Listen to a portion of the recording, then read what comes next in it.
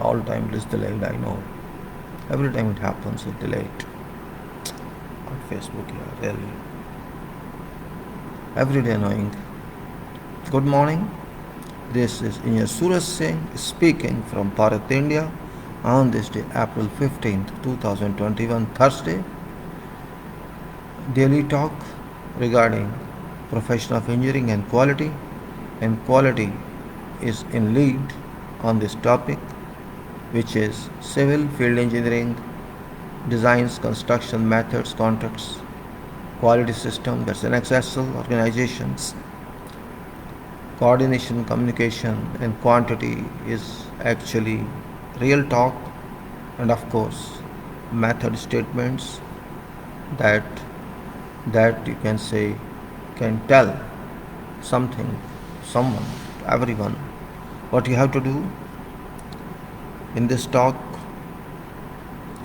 important points are being raised, are being referred to, and it's important in field of execution, engineering, civil execution, construction execution, design execution, and of course quality and quantity are linked together. We cannot avoid this fact. We cannot ignore this fact. Generally people ignore this, which is actually different field. If we ignore ourselves, we ignore our own system, and we keep our eyes away from engineering and material quality, goods quality, we can call whatever by whatever name, quality, which is soul of everything.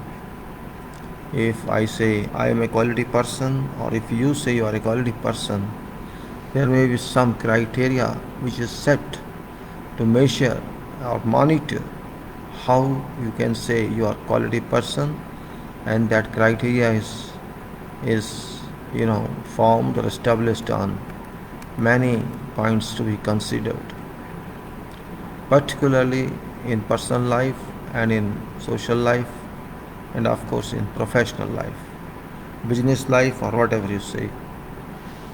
Simply claiming someone that I am quality person, yes, in first statement we can accept that because we trust that person, but trust alone does not give evidence that person is quality one.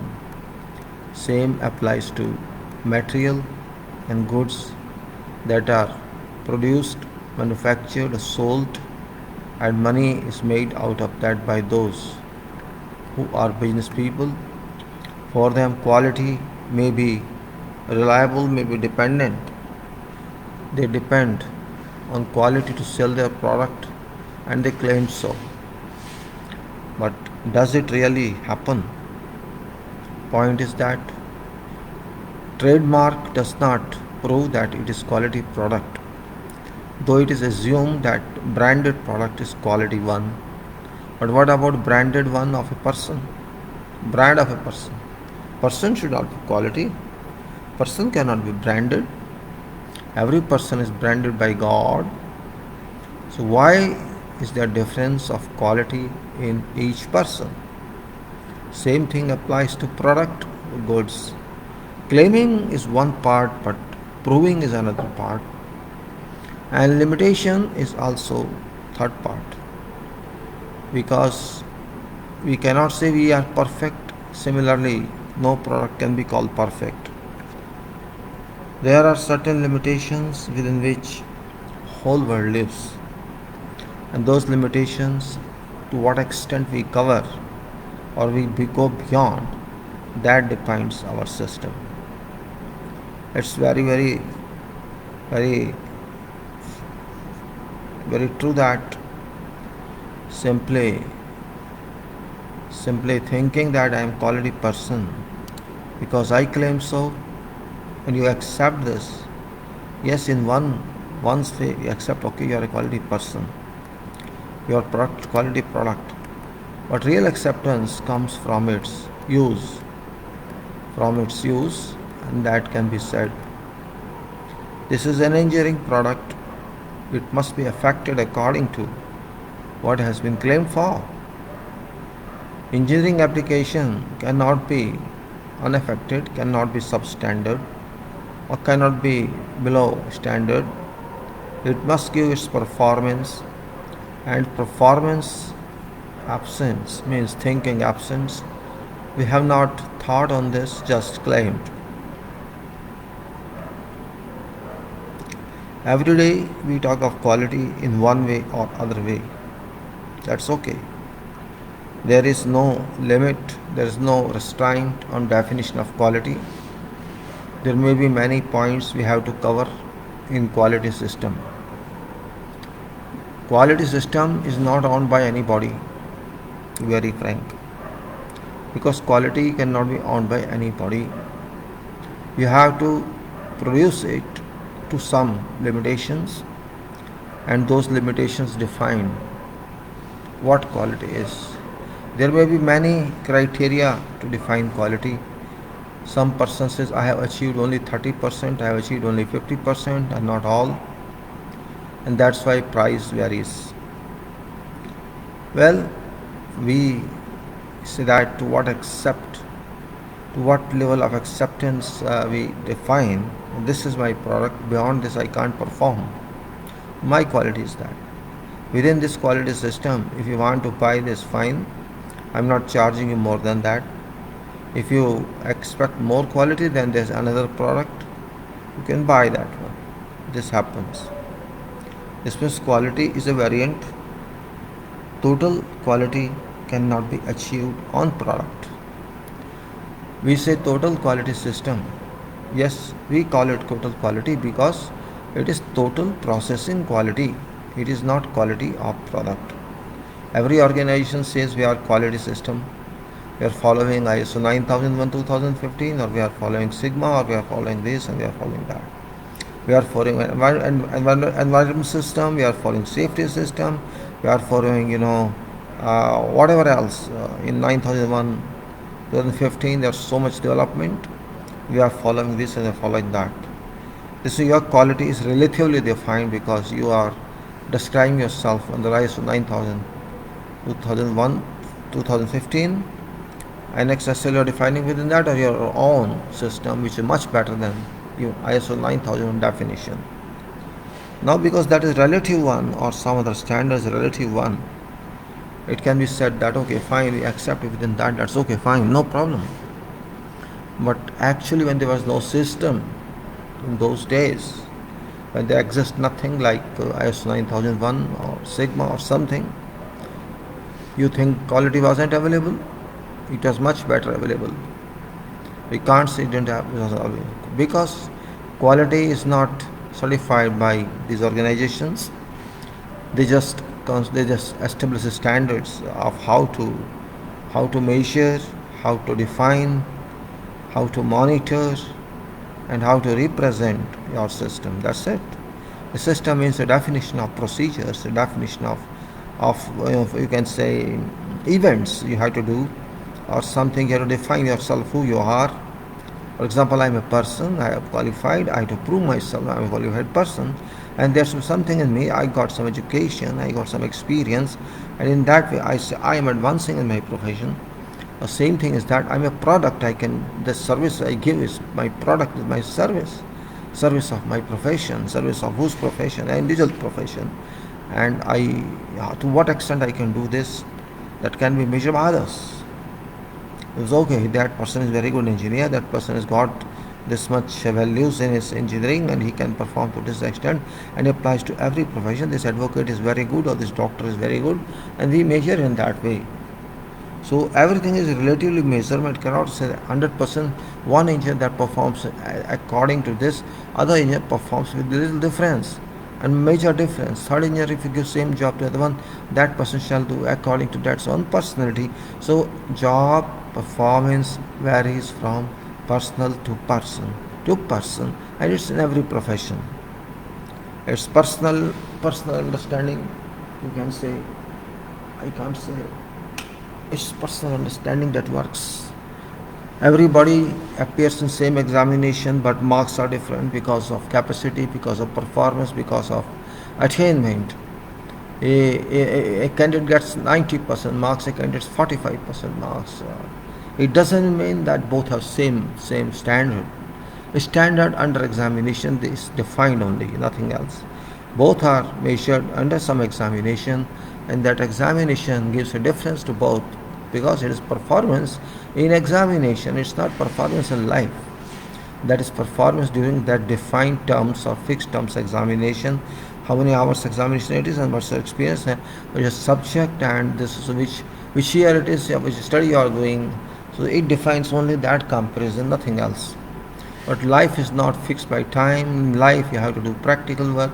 In life you have to apply theory, you have to apply formula, you have to in life there is accountability, there is responsibility, there is obligation, there is risk, and you can say there is attention that you contribute to profession. Some people work very hard and achieve very hard, those who could not do that in education time. It's also true. And also interest one is interested, one is not interested. It depends. If you are committed one, if you are dedicated one, you can do much better than what you did in education time, because that time you didn't know what you have to do. Now life is there, you are leading life, your own life. In life you are leading your project, in life you are leading others. So sometimes it's not necessary that only theory can give you value. You can learn a lot in your field, which is much more important than theory. But theory, or you can say educational study, is foundation stone, is foundation on which your career depends. That foundation may be weak or may be strong. Even if it was weak, it may be improved later on. There are opportunities in life that can improve. So that defect can be covered up, but defect which you cause to work, that can't be covered up. That costs money, that costs time, that costs everything. That's where quality defines itself that I should be defect free. But is it possible? It's not possible. Quality means can never be defect free. Defect in the sense that okay, you did not comply with this point in quality, so this is a defect. If you comply with every definition of quality and description of quality in your work, it can't be called defect. To that extent, description ever. But if there is something required more than that description, then we can't say that this complies to this requirement. It's a requirement of job, requirement of work that defines you complied with that. So quality cannot be fixed in definition. It cannot be fixed in this bracket. So we can say, okay, in this case your quality is good, but in that case it's comply with. You comply with, for example, you comply with British standard, you don't comply with American standard, or vice versa. You don't comply with some other standard. It doesn't mean work is not quality. Okay, in that standard it's not complying, but in this standard it's complying. That's what I'm saying. Quality, either you say it is 100%, it complies with everything. I think that's not possible. That's not possible because it can't. First of all, you have to define yourself. Just for example, in AnnexSL or ISO 9001 system, we have to define our own objective. Every organization is define its own objective, and if there is an objective, how to achieve that, what is policy of organization, to what level quality they accept, what level of consumer satisfaction they accept, customer satisfaction. That's very special, important point. So for someone this is level of quality and that's okay, fine, I can't give more than this. They might say, but you have to describe that. You have to describe that.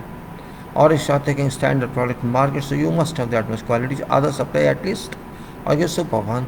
And that's where research applies, where innovation applies. People make more better.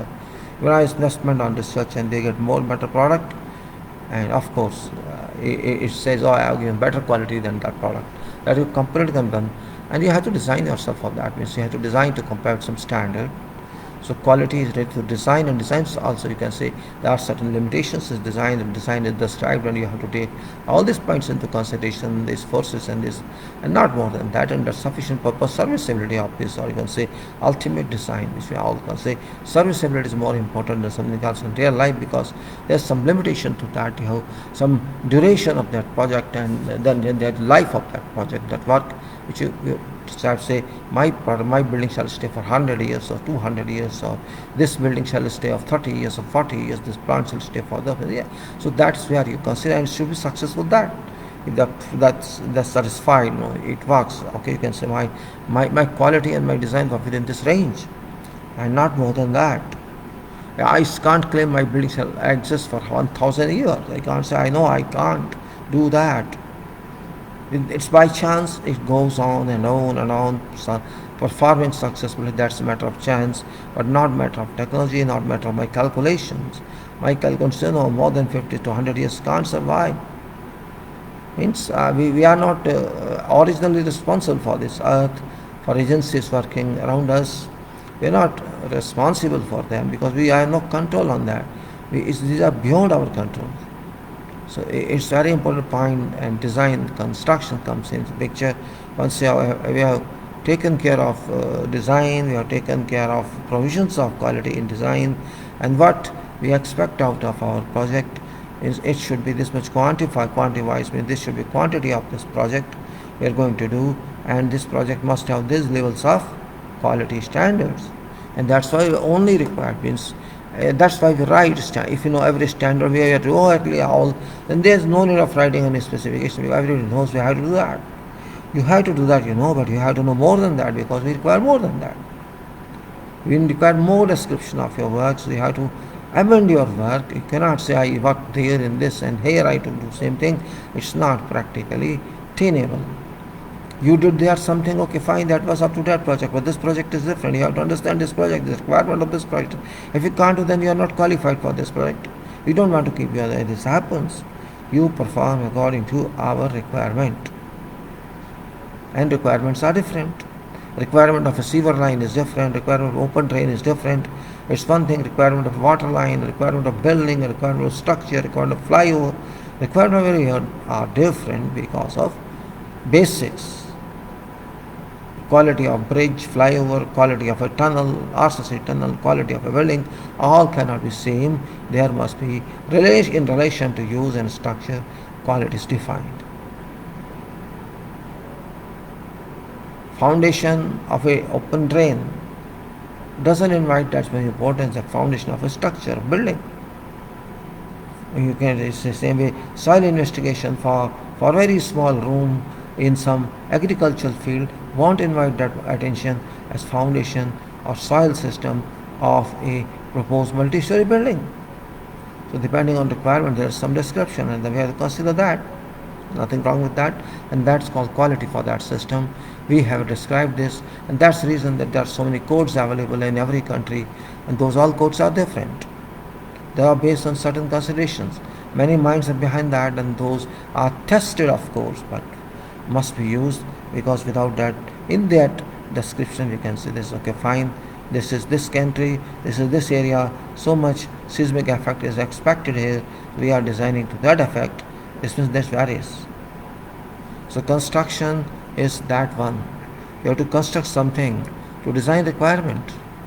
You can't go beyond that, you can't go below that.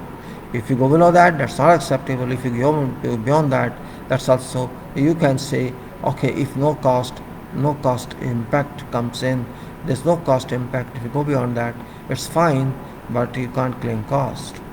In same cost, if you want to save time, if you want to go better quality, it's welcome, always welcome. And construction is very complex world. Construction is actually design and quality both. When I say I am construction engineer, means you can't say only site engineer. Construction engineer is also a design engineer. Construction engineer can also be, we can say, engineer of all sorts in coordination. Construction means design is converted to physical shape, physical existence. When this design was on papers, it is no use for a common man until it is given shape. When it is given shape to be used and useful, that's where we say fine, we are okay. These points we have to understand very, very explicitly. Those people who don't understand this, they are not practical. When we say we are working with quality, This means we are working with a specified system. That system is my system until I want to serve that system. And when I don't want to serve that system, I can come out of that system and start my own work, own job, own, you can say, trade or business. Then I have to establish my own, I have to share responsibility of that, overall responsibility of that. Construction is that one, and construction cannot be in imagination. Construction has to base on certain sequences, certain events, and you can say many activities moving simultaneously, and to be controlled and to be monitored and to be evaluated. Just like we say plan, do, check, act. We say that. Do something, plan it. After planning, do it. After doing, check it. After checking, improve it. That's generally called plan, do, act, and check. We have to. Because planning itself is doing in imagination, and doing on site itself is real world. So for that, what we need some understanding. We need some what we are going to do, how we are going to do, and if that sequence we have in writing, or we write that sequence, I think we can avoid mistakes, because those statements which I am talking of cover expected solutions of all those. We must understand this point in reality. Limitations are limitations, construction is construction, and methods are methods. Some method may be good for me, it may not be good for someone else. And some method for someone else may be good for some other person, but not good for every person.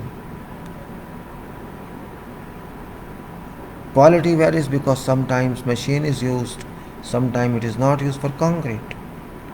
Sometimes we take concrete from batching plant or called ready mixed concrete, and sometimes we mix it on site. In both cases, there shall be process difference, construction process difference. Central mixing plant or batching plant is automated, while if you mix something on site using concrete mixer, that system is different. But there are merits and demerits in both. RMC is very fast, while other one is not very fast. There's better quality control in RMC, but there's no quality control in your own system. So you can't say both are substandard, both are standard one, because there is some difficulty, some consideration. We have to do it manually on site. We can't risk of batching plant and all that, or there's some other risk, there's some other problem. These points must be clearly understood. But methods statement applies varyingly on both. Method that applies on batching plant concrete cannot apply on site mixing plant. That's the only difference. But both are concrete, both shall achieve same strength in times to come, and if we comply both, if we will with willpower and with our engineering power, supervision power, or we can say we can produce both in same quality, defined quality. That is the only difference. And then you can say method statement is that media, that source which tells everybody dealing with some activity that you have to follow these steps, you have to perform like this, and if you can, okay, this work shall be acceptable. If you don't, then that work shall be rejected.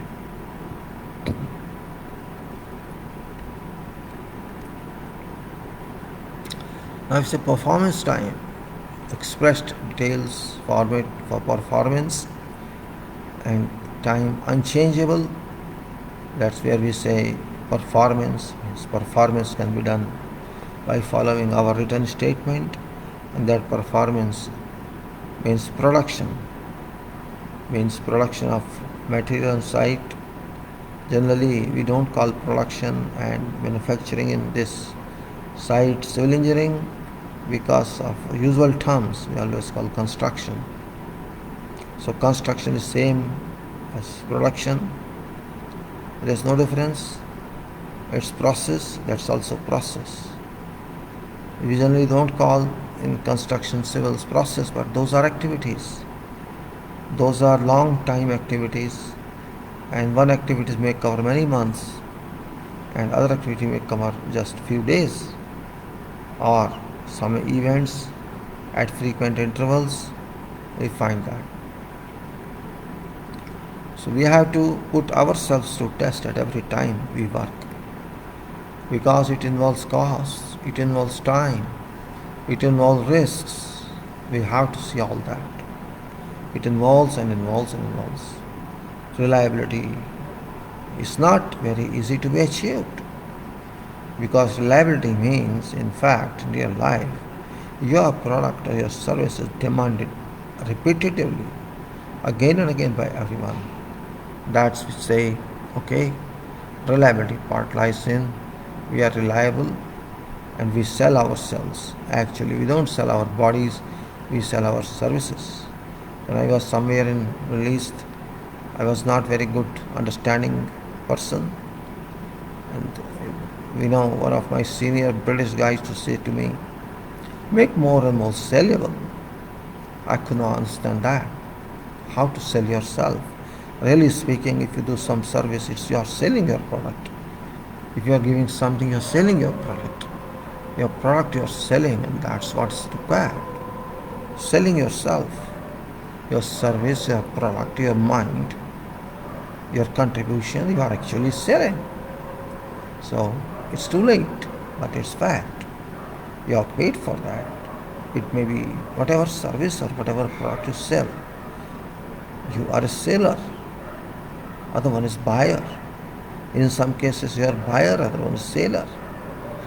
So both are there. Seller is there, buyer is there, and product is there. Some buyer buys that product, some buyer doesn't buy that. Some prefers one, some prefers other one. This happens. That's where you can say relative quality products. Relative. Not same. It's relative, my relative. It's not sibling. It's not parental family. Related to me. Of course, everybody is related to other by blood. What I'm saying is reliability is something that you have to produce in your work, and if you are reliable, your work is reliable, people shall come to you for their help. Once you make trust, you establish trust. Trust is very long duration period, but it's not simply one day or 2 days. It covers trust. Once you build up, you can do a lot in your lifetime. Of course, with limited definition of performance, you can do. So that was really some analytical explanation for synthetic understanding, synthesis understanding.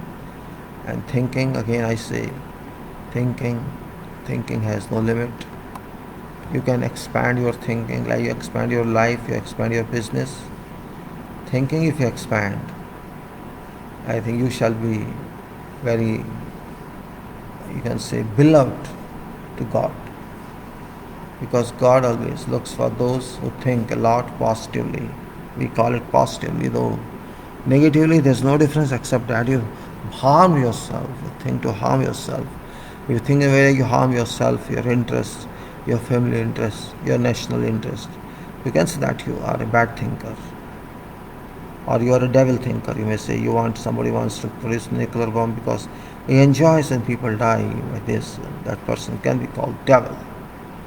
Is thinking that I'm going to produce this bomb for killing people, and that's what I consider bad thinking. Because though you can't kill, you are not strong, but whatever you can help those who can do it. So when I say quality varies from one person to other person.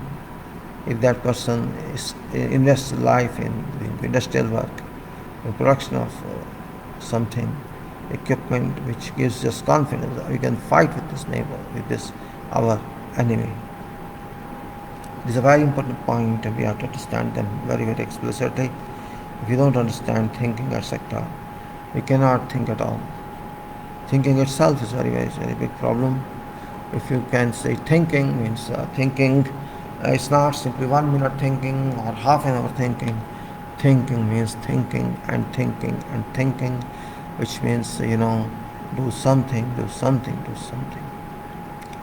So thinking can give you some answer in terms of contemplation or template, which makes some figure in your mind that you have to move this way or that way to achieve that drawing or that objective. That's where it takes time. Thinking in this project, because you have today one project you're working on that, you spend few years on that, and you think I learned a lot on this project, and next time when I do something else, I'll do much better, and you join other one. After a couple of years, you find different specifications, different designs. No problem, you don't mind that, because you are now in work and you have to do that. And you either learn something from new project or you invest your energy in doing that activity better than all are clean.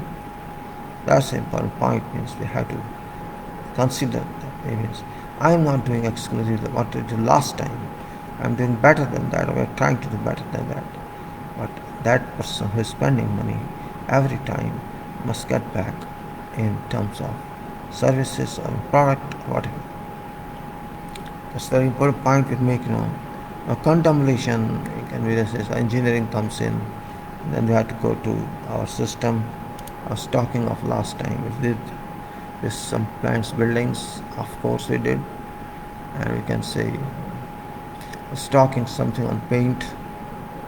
That paint application, I think I was talking on that. There's some system, I think 5 were broken, the 5th system was broken, it was something, let's say it's a 5-1, which is, you can say, 5-1, that's interior, this is system for the interior surface galvanized steel, and 5th was, let us say, because it was missed in that, let us say 4th even. Okay, let us say 4th.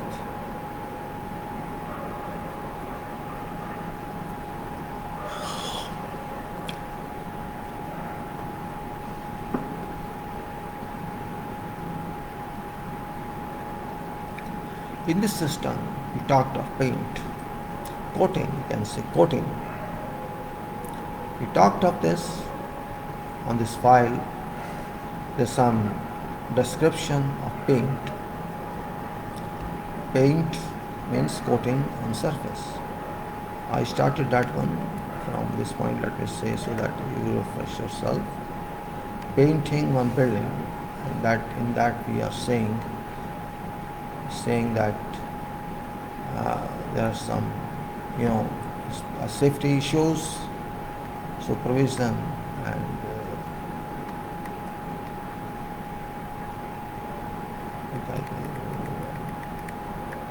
it's there.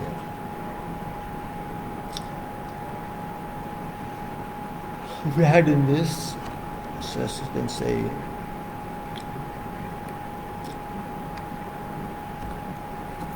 galvanized table 1, and that is we have galvanized steel exterior polyurethane, then we have mild steel exterior polyurethane, a concrete surface exterior polyurethane. So we have how many systems are there, you can say. There are so many types of surfaces actually. It says galvanized steel exterior polyurethane, mild steel exterior polyurethane, concrete surface exterior polyurethane, textured galvanized steel, interior alkyd, galvanized steel interior primed surface. And surface preparation is given in terms of mechanical cleaning to remove those blasts. All this I explained to you last time. This surface appearance I can show you again if I have that file. Building plants quality FI for certificate comparisons. Surfaces, comparing surfaces, preparation. I think maybe this one it is. Let's see if it's that one.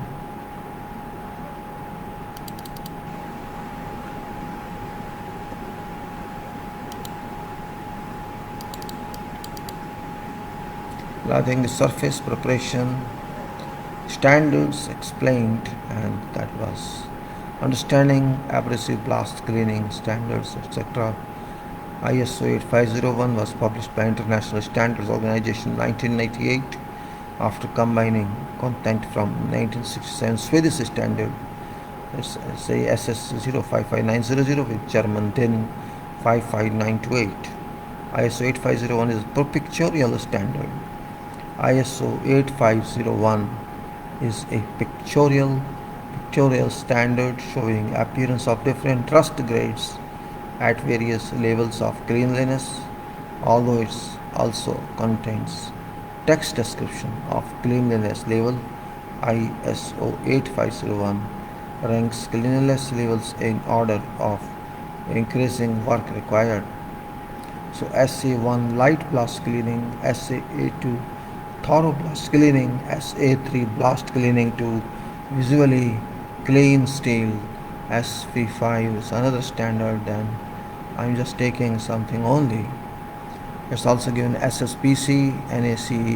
In North America, original surface preparation standard was written by an architectural group in 1960 for steel workers in Pittsburgh. Society for Steel Painting Structures found around standards. SSPC standards are text descriptions, not pictorial, although they are accompanied by visual guides with photo references. So it's like this: increasing surface cleanliness according to SSPC NSC numbers. This is white metal, SP6 is commercial, and brush off. This was straightforward enough until industry demanded a new specification for a cleanliness grade that cost by replacing white metal in situations where near white was good enough. ISO adopted it into their established word as author of SA2 and a half, SA 2.5, very thorough blast cleaning. That is, ISO adopted it to their established order of SA 2.5 or 2.5, very thorough blast cleaning, but SSPC went outside order, adding it chronologically as SP10, near white. Versions were not equal. SA 2.5 permitted strains, streaks, and shadows. SA 2.5 permitted stains, STAINS, stains, streaks, and shadows from rust, mill scale, and coatings to remain on up to 15% of surface, whereas SP10 allowed for only 5%. In 2000, SSPC and NACE issued joint standards in anticipation of a merger between organizations whose membership largely overlapped merger. But NACE's new order, which mapped NACE number 1234 onto SSPC SP 5, 6, 10, 7 persisted. Cleared things up until 2006, when SSPC NACE introduced industrial blast cleaning, a new specification between brush off and commercial, and classified it chronologically as SSPC SP 14 NACE number 9. ISO declined to show all new specification. So you can say here, for example, SP7. Here is SSPC is SP7. That's brush off, NACE number 4, and ISO S1, SA1. It is industrial SSPC SP 14, NACE number 8, and then ISO, here no number. Commercial SSPC SP 6, NACE number 3, ISO SA2. And if you see this other one, near white SSPC SP10, NACE number 10, ISO not defined. On these two, you can say ISO ASE 2.5 up to 15% stains, shadows in these two. And white metal SSPC SP5, NACE number 1, ISO SA3 is hardly given here.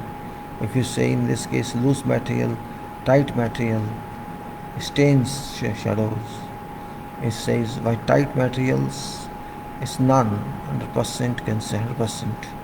It's that one you can say. Then in this case, stain, shadows,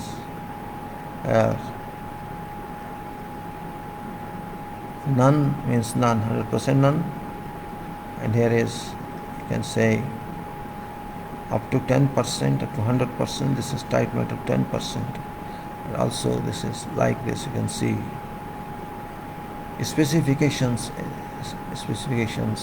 mention stains, strikes and shadows, but they are practically same. Means a difference in color but of no discernible thickness. Tightly adhering materials refers to say whatever that cannot be peeled off with a dull putty knife. Why surface preparation standards? That's also the point here. Surface preparations standards exist to maximize coating life and minimize cost. With surface preparation accounting for up to 40% of cost for repainting project. Facility owners look to limit materials and hours spent blasting. White metal is expensive to achieve, especially on maintenance jobs, and typically reserved for critical applications. Cost of failure is catastrophic. Near white is good enough for service in most severe environments. Commercial is less expensive and suitable for non-corrosive atmospheres and service environment. Brush off will save owner most money in short term if you can get away with it. When choosing a coating, owner weighs cost of blasting and painting against risk of premature coating failure. If worst case scenarios that has to repaint in 5 years instead of 7, might save money by cutting back from commercial to brush off when premature coating failure could result in spalling of 5 million gallons of corrosive, hazardous and expensive chemical. He shall learn towards white metal and a high performance coating.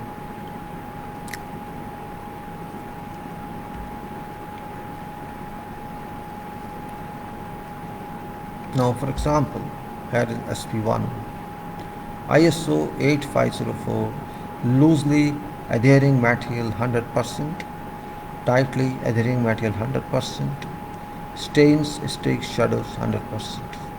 Abrasive blasting won't remove oil and grease.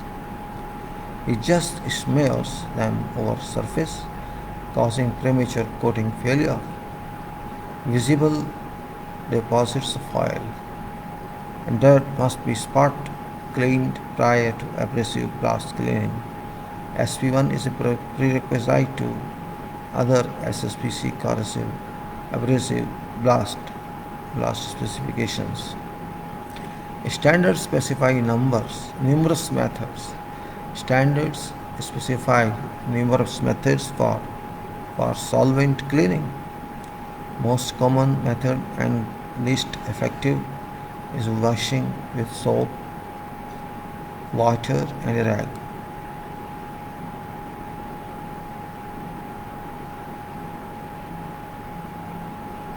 Now say SP is a prerequisite to other SSPC abrasive blast specification. Abrasive blasting won't remove oil and grease, it just smears them over surface, causing premature coating failure. Visible deposits of oil, grease and dirt must be spot cleaned prior to abrasive blast cleaning. SP1.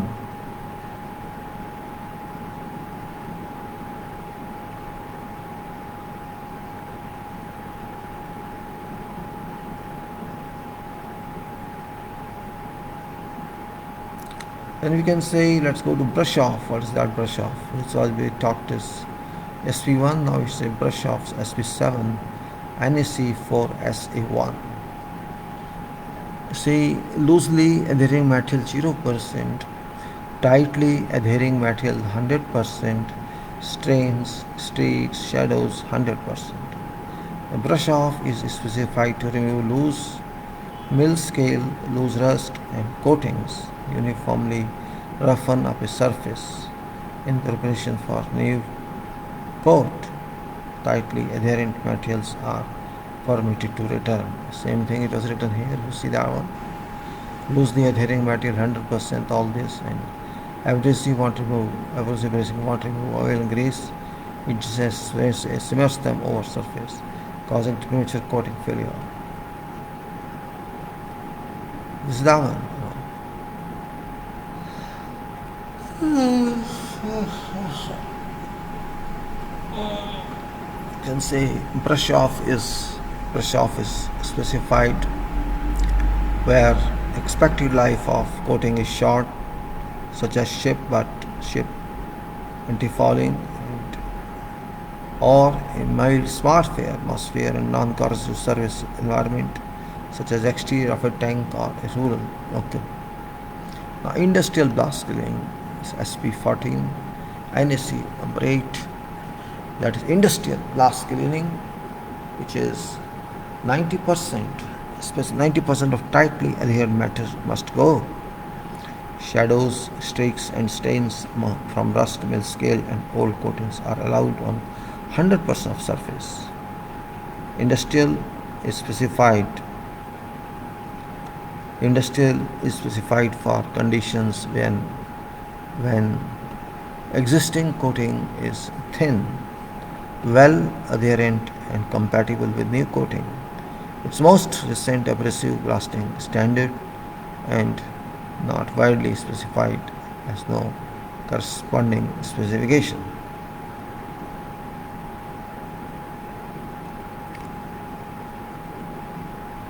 Now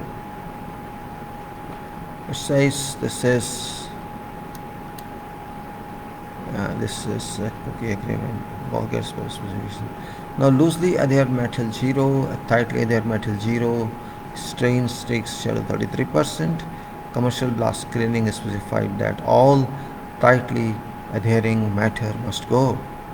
Shadows, streaks and stains can remain on up to 33% of surface. Commercial is specified when a high but not perfect degree of cleanliness is warranted. It's common for painting products that serve in non-corrosive environment and atmospheres, such as tanks and bridges. Now coming to near white blast cleaning, which is actually very important for us because it is SP10 NACE number 2 SA 2.5. Loosely adhering material 0%, tightly adhering material 0%, stains, streaks, shadows SP10.5%, SA 2.5 15%. So SP10.5 and SA 2.5. Near white blast cleaning specifies that shadows, streaks and stains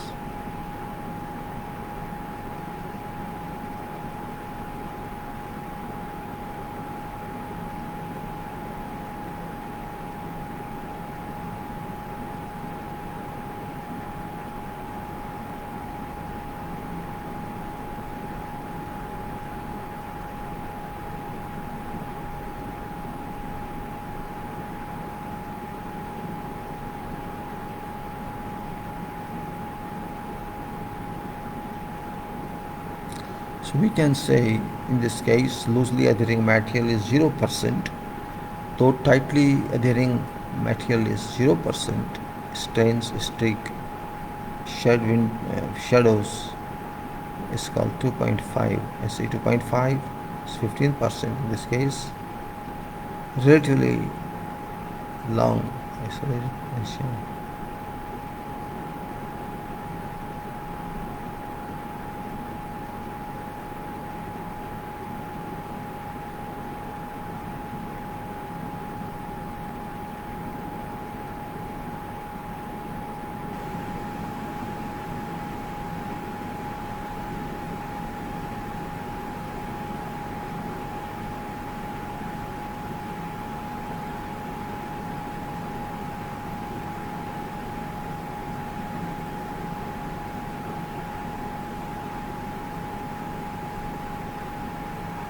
So it is 2.5 that we're talking of. SA 2.5, surface appearance 2.5, which is 15% stain streak shadows. Near white blast clearing specify that shadows, streaks and stains must be limited to 5% of surface area.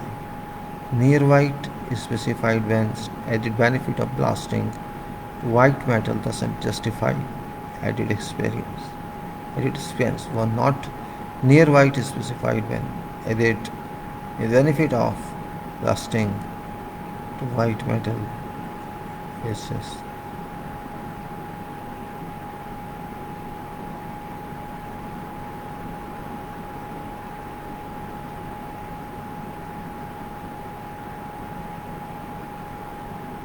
so we have to understand this point means near white is typically specified for high performance coatings over steel exposed to severe environment conditions such as chemical spills and fumes, high humidity, and proximity to salt water.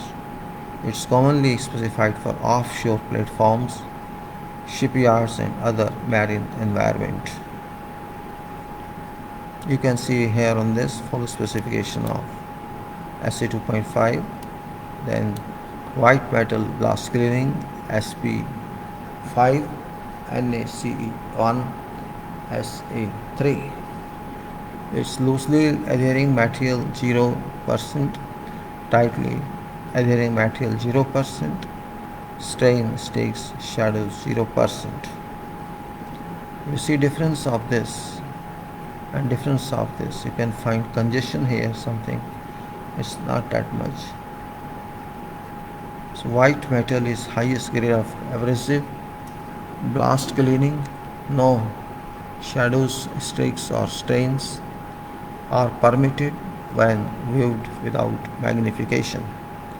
Surface shall be free of all visible oil, grease, dust, dirt, mill scale, rust, coating, oxides, corrosion, rods, and other foreign matter. White metal is specified.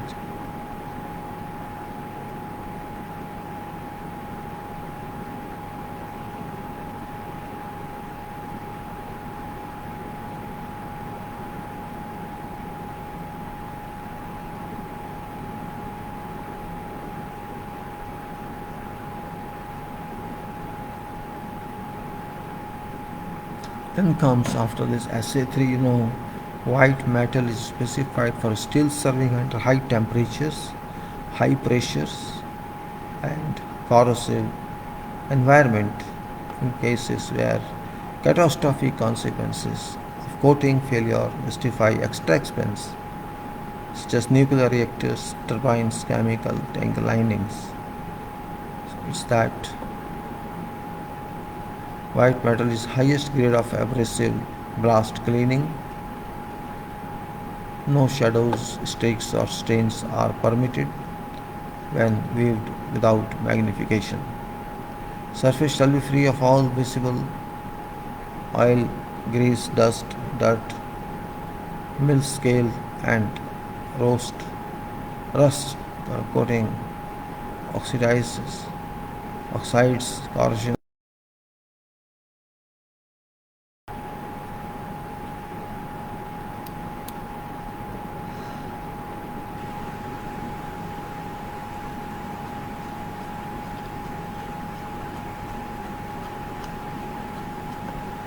I think this work. Now I take it off. Purpose was to explain, and this explanation also we come here back to our surface preparation program.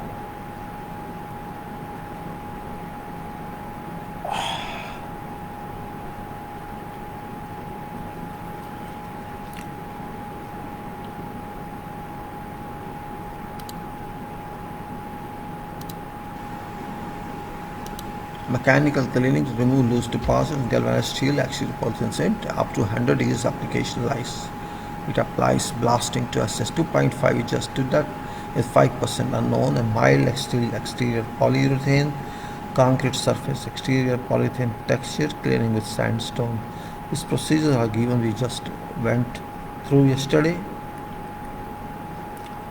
I think you're on table 5. Let's see table 4.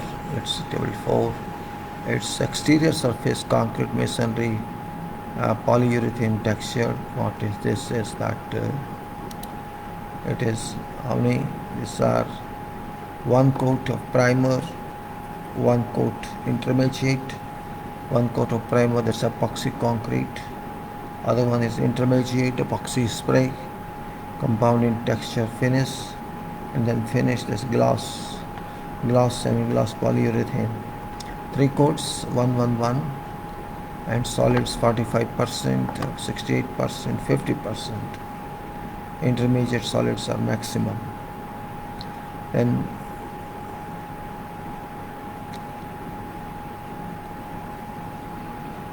then dry film thickness, which is DFT in microns, and you can say in epoxy concrete primer 50%, I'm sorry, 15 microns, and then intermediate epoxy spray compound is on 1000 micron, then 50 micron, and color is white.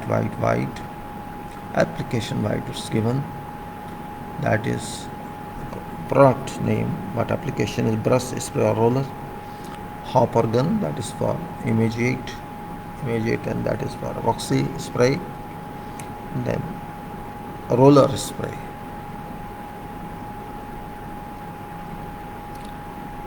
Now you see interior surface is galvanized steel alkyd, table 5. And this is H primer, prime coat, intermediate coat, finish coat. Let me blow a little so that we can see clearly all this. That is clearly all this outworks. In this H primer to be used in surface preparation instead of blasting. 2-pack washer primer. Coat is 1, solid volume 88.5%. Then film thickness, dry film thickness 5 microns. Color is greenish yellow, brush or sprayed, and product is the primer coat, anti-corrosive rust inhibitive primer, which is 55% solid and 55 micron, red brush spray, etc. Then alkyd undercoat, which is intermediate coat, also 55% solid, 55 micron, and also then red brush spray. Intermediate coat is alkyd undercoat, same specifications except color is white, and finish coat alkyd enamel 48 is say draft dye film thickness, and this 48 is false.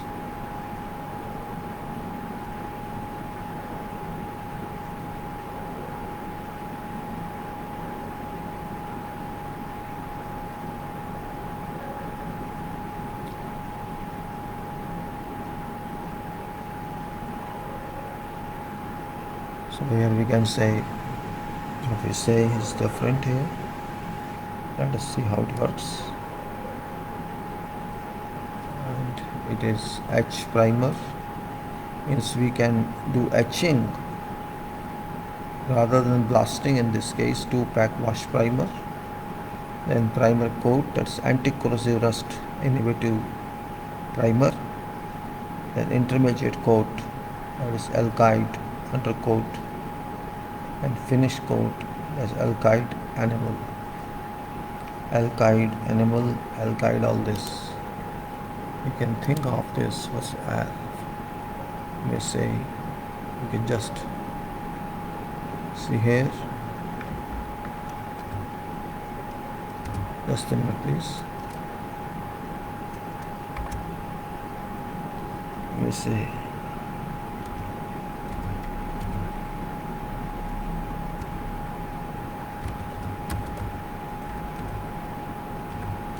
What is that? Right. Alkyd paint is often called oil-based paint is because it also uses chemical binders and thinners. They are different than acrylic, though alkyd paints typically have thinners made from either alcohol or mineral spirit. In alkyd paint, binder is typically synthetic resin.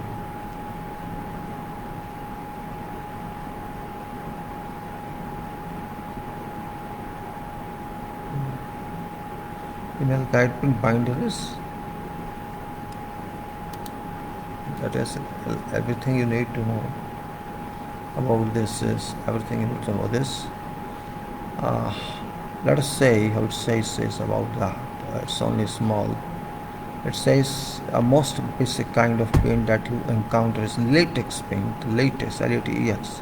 Sometimes you might encounter acrylic paint, especially if you are looking at art supplies. They account for most home painting projects, interior or exterior. However, an older form of paint is alkyd paint. It's commonly known as oil-based paint, but it doesn't actually contain oil. How is paint constructed? Paint is typically made of three components: thinner, binder, and pigment. In latex house paint, thinner is water, binder is latex, and pigment is acrylic. In an acrylic paint, binder and thinner are chemicals. The reason alkyd paint is often called oil-based paint is because it also uses chemical binders and thinners. They are different than acrylic though. Alkyd paints typically have thinners made from either alcohol or mineral spirits. Thinner governs how much paint flows and how quickly it dries. Binder helps paint adhere to a surface. In an alkyd paint, binder is typically a synthetic resin. So just a minute, let me see how it works. Let us just make it PDF so that you may also. So you can also see here. It doesn't matter if you can see here. Better if you see that as well.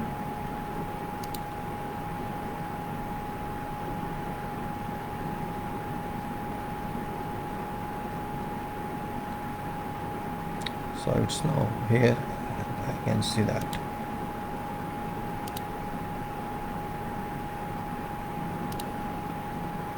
You could have, let us say, go to this application and put it. So you can also see that, right?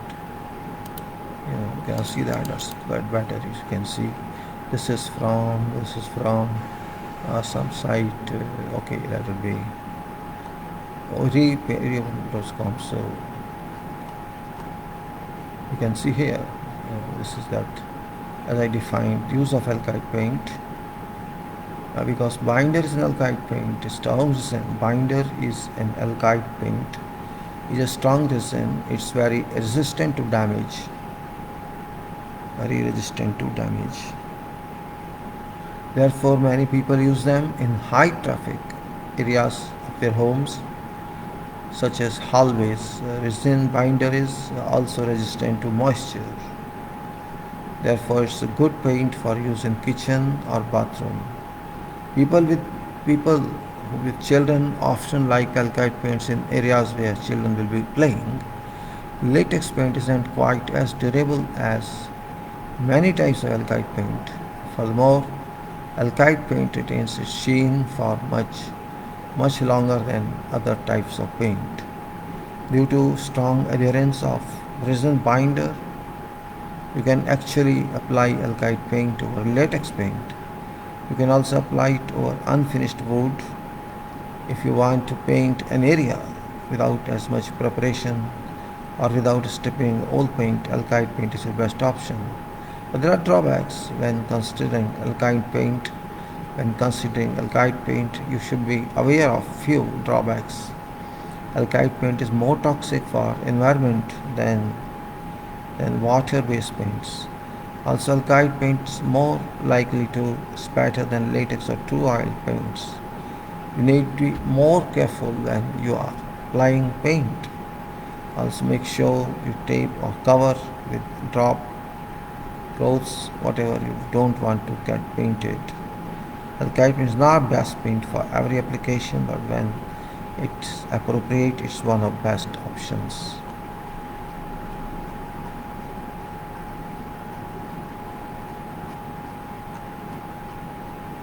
I think that's just finding if something is no. I shall close this then.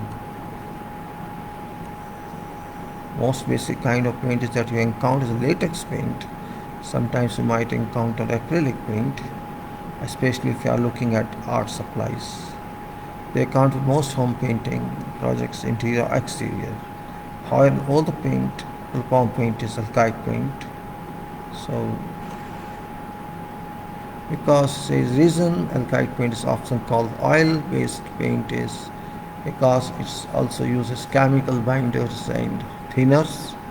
They are different than acrylics, though alkyd paint typically have thinners made from either alcohol or mineral spirits.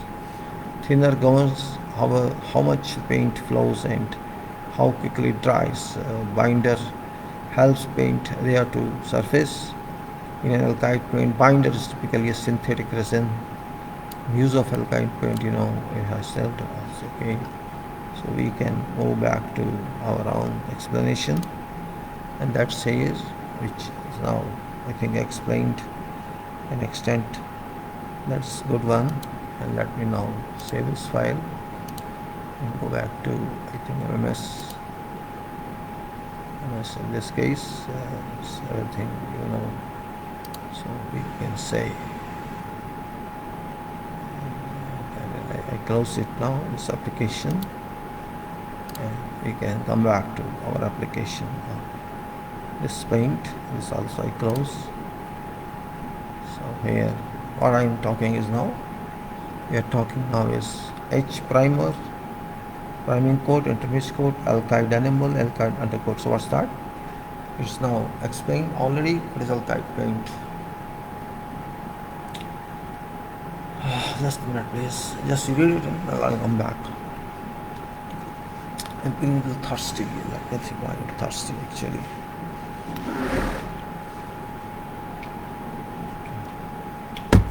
Next one is here. Next one is this.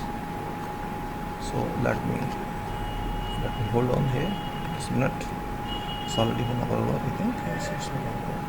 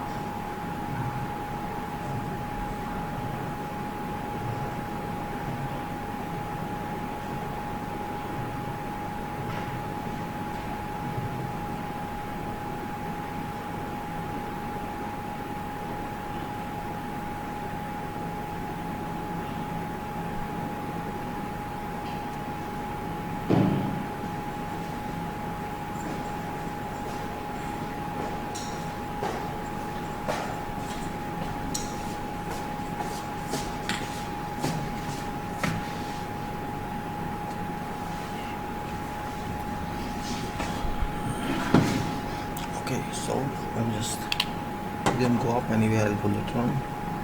So you say H primer number 1 in case surface blasting is not been done, and you can say H primer you can apply, and also primer coat which is anti-corrosive, rust prohibitive primer, and that is red color, usually call it red oxide, and that is of course you can say which is anti-corrosive of course. And on this we apply undercoat, that's intermediate coat, alkyd undercoat means oil based undercoat, okay. And then finish coat, that is alkyd animal. So there are 4 coats.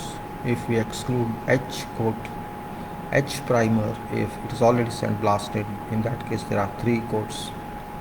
The solid volumes in H is 8.5%, primer coat is 55% solid, intermediate coat is 55% solid, finish coat is 48% solid, and you can say 5 micron is H primer, 55 micron is primer coat, 55 micron is intermediate coat, and 48 finish coat.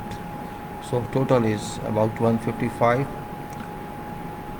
153 I think, 5, 5, 10, 5, 15, 8, 23, 2, and then 5, 7, 5, 12, 4, 16, I think it's more than that, something wrong, 5, 5, 10, 5, 15, 23, it should be 3, then 2, 2, 5, 7, 5, 12, 1, 4, 16, so 163 should be, no problem.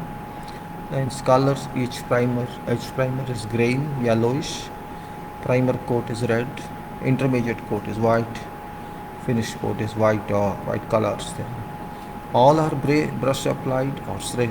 So we go next to, that is table 6, which is coats for, you can say coats for what, is there something else I can say? 1 minute please. It's okay, it's only here, I can say we are here for this application. This interior surfaces primed ferrous metal alkyl, interior surfaces primed ferrous metal alkyl, in which again primer coat if required means if it's not done in factory, primer coat. So if it is done in factory it's okay, otherwise you have to do it, and that's of course red or gray primer coat.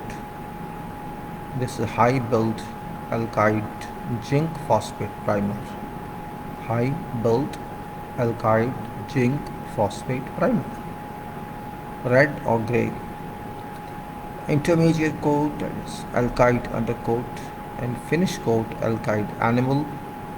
And there is a noting here, primer need not be applied if already applied or cracked. So primer is 50% solid in each coat, to 1 coat only. Intermediate coat is 55% solid, that's alkyd undercoat, and finish coat is 50% solid, that is 1 coat, total coat 3. Thickness in primer is 50 microns, in intermediate is 50 microns, in finish coat 50 microns, so 150 microns. It's very thin actually. If you see micron meter, you can measure this. Maybe something specific for those who do not, they think this is millimeters, so no, this is microns. 10 to power microns, 10 to power minus 6 each micron is 1 divided by 10, 1 divided by 1, 0, 0, 0, 0, 0, 10 to power minus 6, and that is, if say about 150 microns, 150 to 10 to the power minus 6.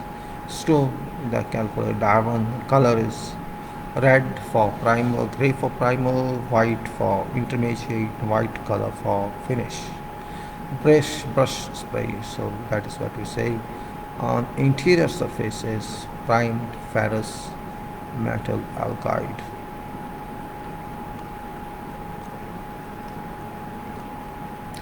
You can say interior surfaces, gypsum, wallboard and plaster, acrylic. Gypsum wallboard, I'm sorry, again it happened by mistake. Gypsum wallboard and plaster acrylic it is. Gypsum wallboard and plaster acrylic.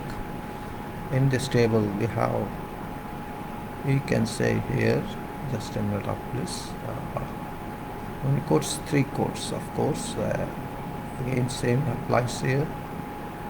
That interior gypsum wallboard plaster acrylic, that is primer coat, that is white, primer white, which is premium quality alkali resistant primer.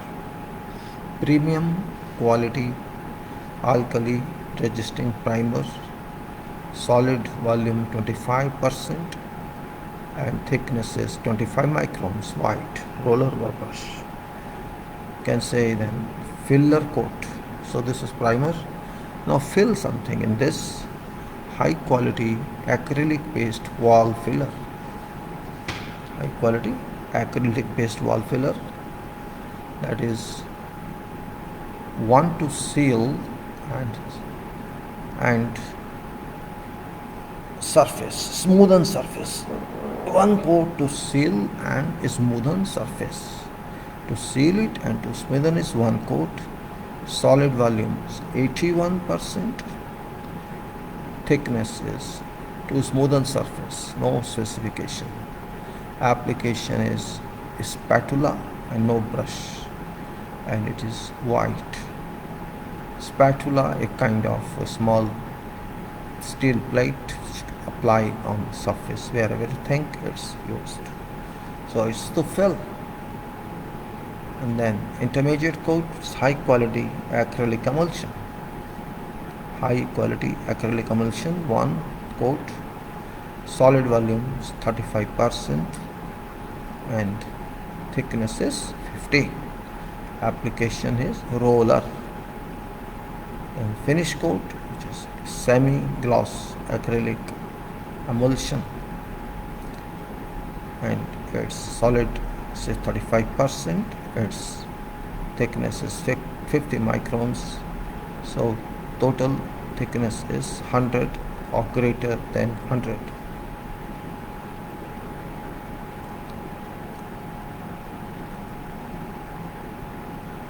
I don't think sketch has some meaning here. Maybe it's mistaken. Now let us see what the sketch it says. If there's some meaning of the sketch, I'll take care of this or no. Sketch 64 could be. Let us see what it says. Says something meaning of that. Talks about I don't know, management.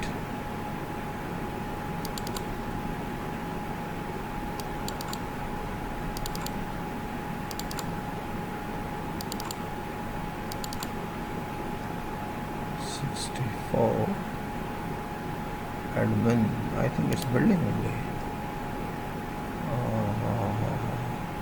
Okay, let us see what is written here. Let us say show them what's there actually. Let us see, we are talking of this building, in fact that's there. Talking of this building, that's why it's here. This is I think counterclockwise. Yeah, it's this building I was talking of. RC building, frame grid, 500 columns, this and all this intellectual compound for a lift formwork. Alright, okay, this is also a sketch. Entry from ground, all the images. This is just a building scene on which you are talking about this. Okay, this is just a sketch of building, so that's why I said on this. Okay, fine.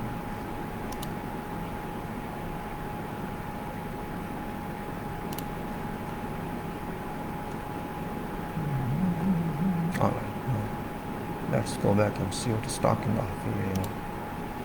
Talking of here in this building. Now, marking of containers, materials. Now, these were systems. Now, we are talking of a statement here. In fact, we are talking of statement, and that's where it is. How we do it? There's description of that, which is very useful. Which is very useful for everybody.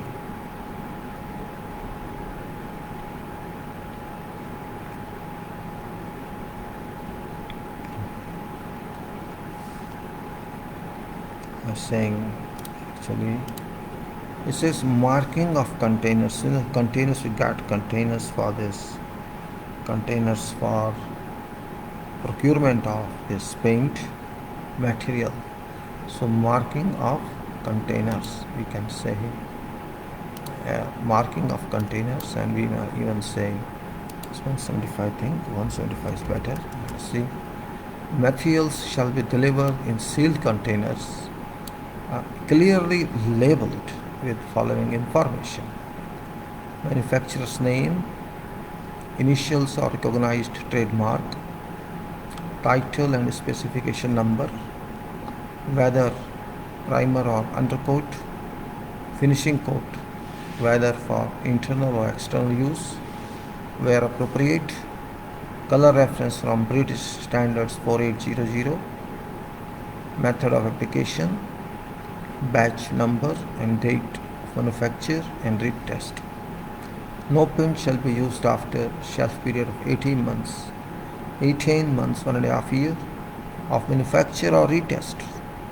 Coating materials other than spray paints, bituminous paints and fine textured masonry paint shall be packed in containers not exceeding 5 liters capacity. Coating materials other than spray paint, bituminous paint, maximum capacity is 5 liters. Sample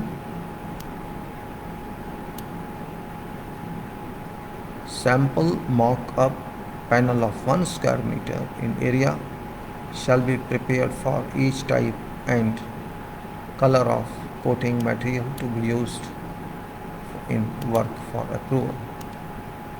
Sample material of each paper fiber material, minimum size 500 into 500, showing at least pattern repeat where applicable shall be submitted for approval. Sample material of each paper fiber material, minimum size 5 into 500, showing at least pattern repeat where applicable shall be submitted for approval.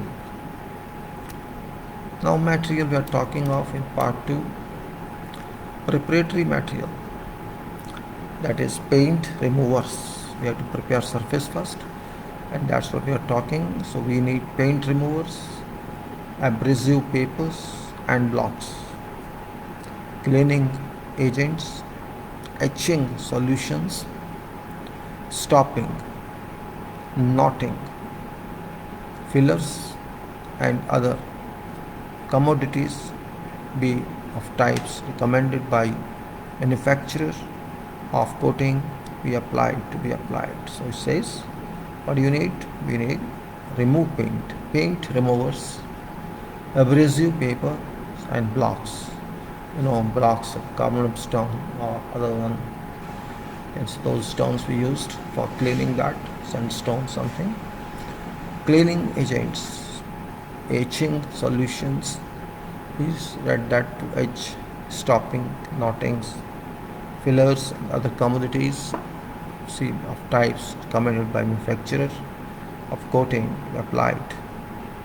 White sprit complying with BS 245.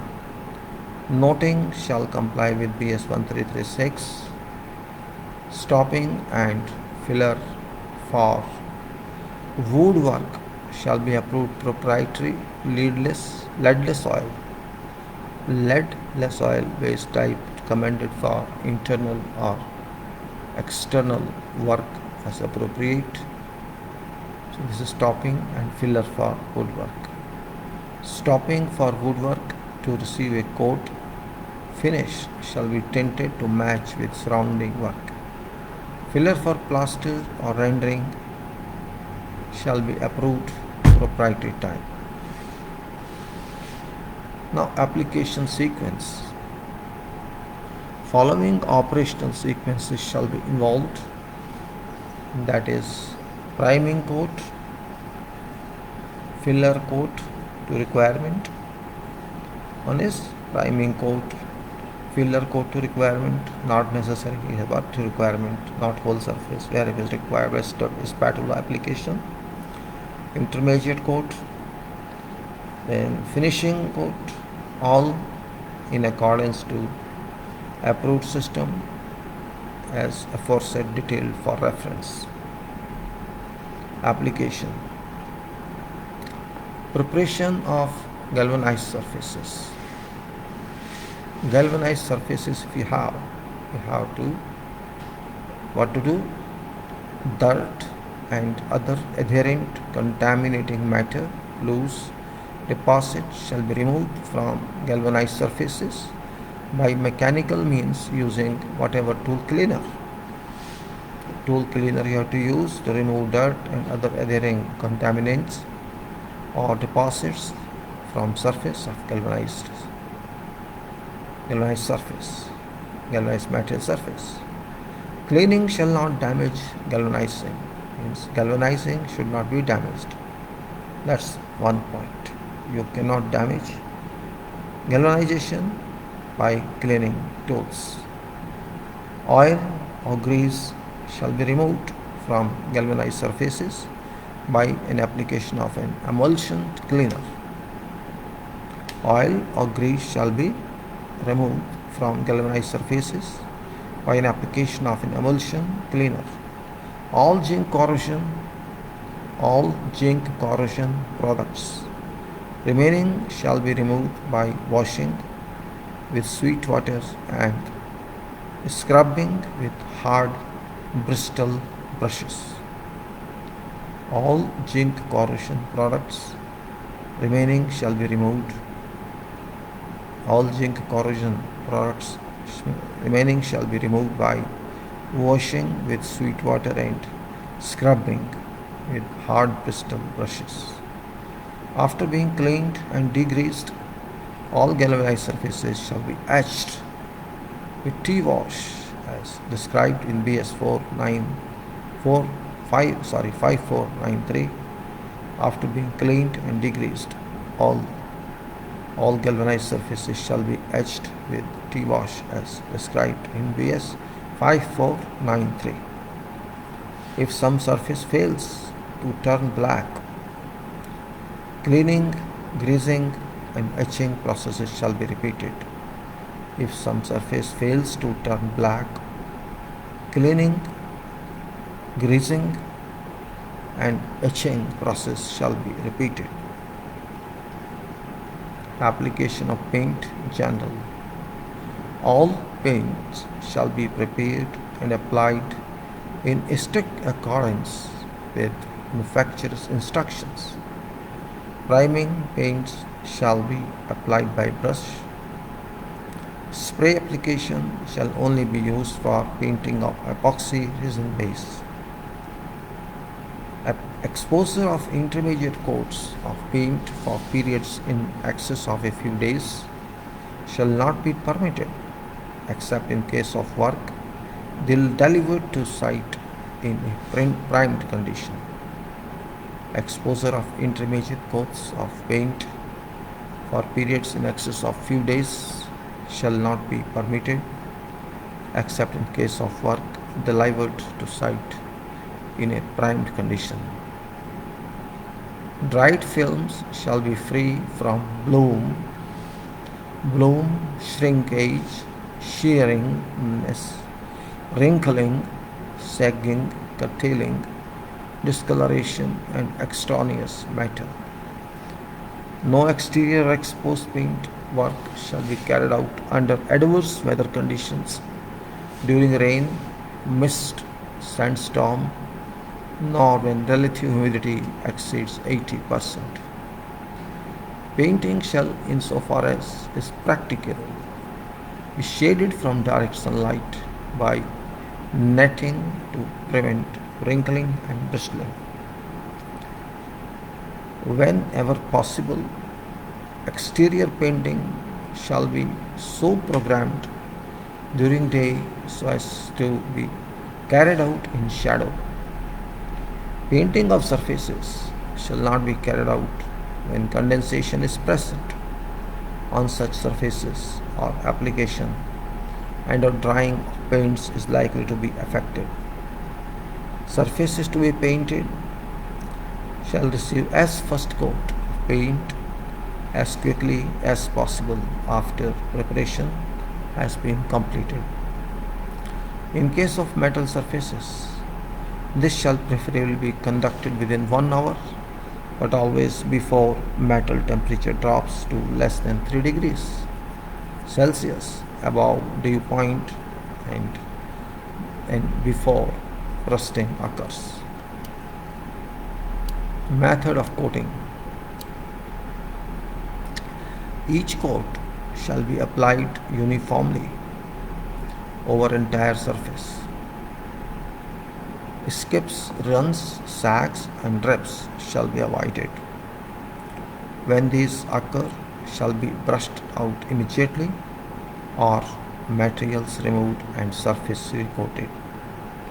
On beams and irregular surfaces, edges shall be strip coated first and an extra pass made later. I think I will leave it like this to you for time being so that you can read and we'll be back in some time. The 12 points, you can read them one by one. I'll be back in 10 minutes possibly as usual. I'm going up for this, right? I'll be back.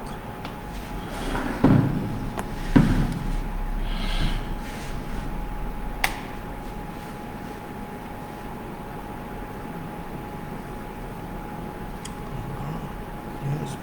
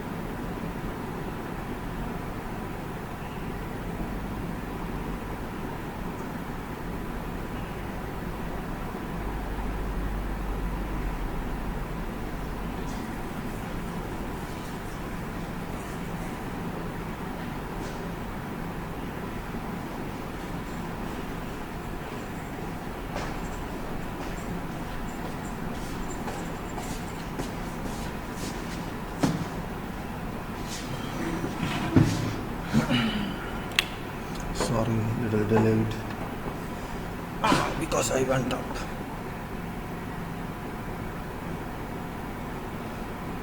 Each coat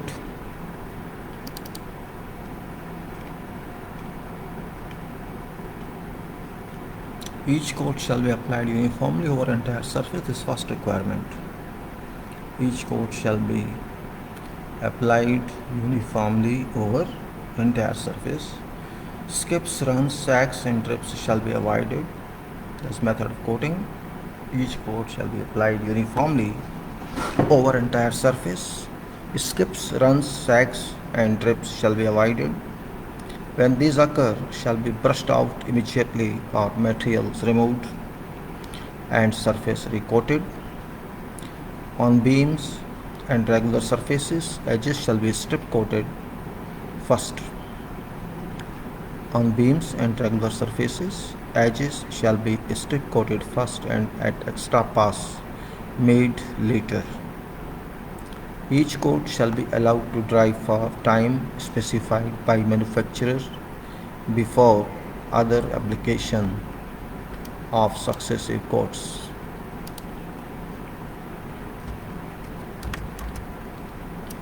Each coat shall be allowed to dry for time specified by manufacturer before other application of succeeding coat. Primer coat exposed to freezing. Primer coat exposed to freezing, excess humidity, rain, dust, etc. before drying shall be removed. Surface again prepared and primed. Got my point? Primer coat exposed to freezing, excess humidity, rain, dust, etc. before drying shall be removed. Surface again prepared and primed. Time interval between application of coats shall not exceed that specified for optimum results by manufacturer. All coatings shall be cleaned according to specification. All coatings shall be cleaned as specified by manufacturer before next coat is applied. All areas not specifically mentioned in painting specifications shall be finished to conform to adjacent comparable areas. All fixtures and surfaces not to be painted shall be properly protected during application, and upon completion of work, all paint and varnish removed from glass fixtures, covering, etc. Movable parts shall not be required to be painted. All parts such as pipe supports, seatings and cleats, back-to-back sections, which shall become inaccessible after fabrication, should be treated on both surfaces with full paint system prior to final assembly, thus ensuring adequate protection. Again, all parts such as pipe supports, seatings and cleats, back-to-back sections, which shall become inaccessible after fabrication, should be treated on both surfaces with full paint system prior to final assembly, thus ensuring adequate protection. Spray application. All equipment for spray application shall be inspected and approved before paint application begins. Spray guns, hoses and pumps.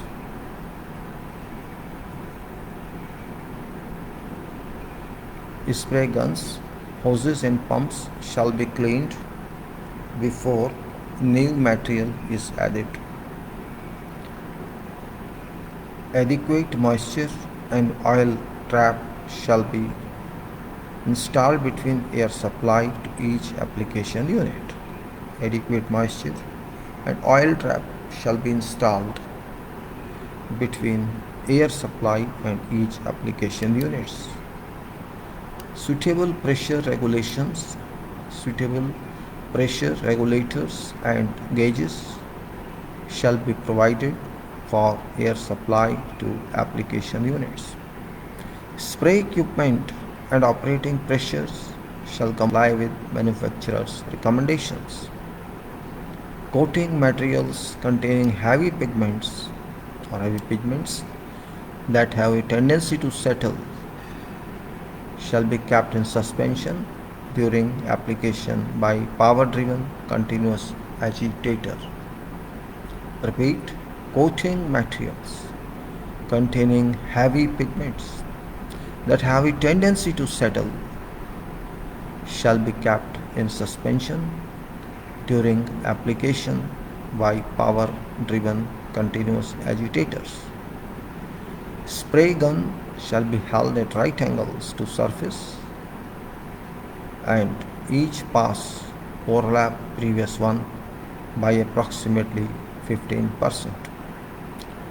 All materials contained herein may be applied by airless spray.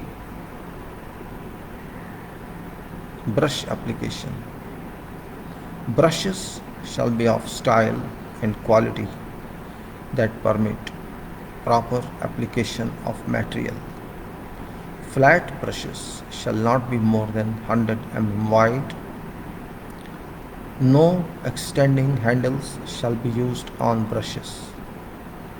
Brushing shall be done so that a smooth coat as nearly uniform in thickness as possible is obtained without any deep or detrimental marks. Paint shall be worked into all corners and crevices. Paint shall be worked into all corners and crevices when applying solvent type coating. Care shall be taken to prevent lifting of previous coats.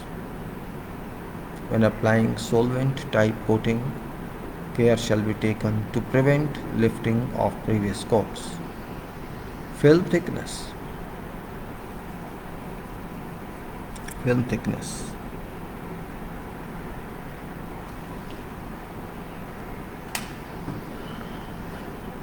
Specified film thickness for coating materials shall be strictly observed, which should be checked with an appropriate film thickness gauge. Calibration for thickness range to be checked at least twice a day. When dry film thickness are less than those specified, additional coats shall be applied as required. Particular attention be paid to full film thickness on edges.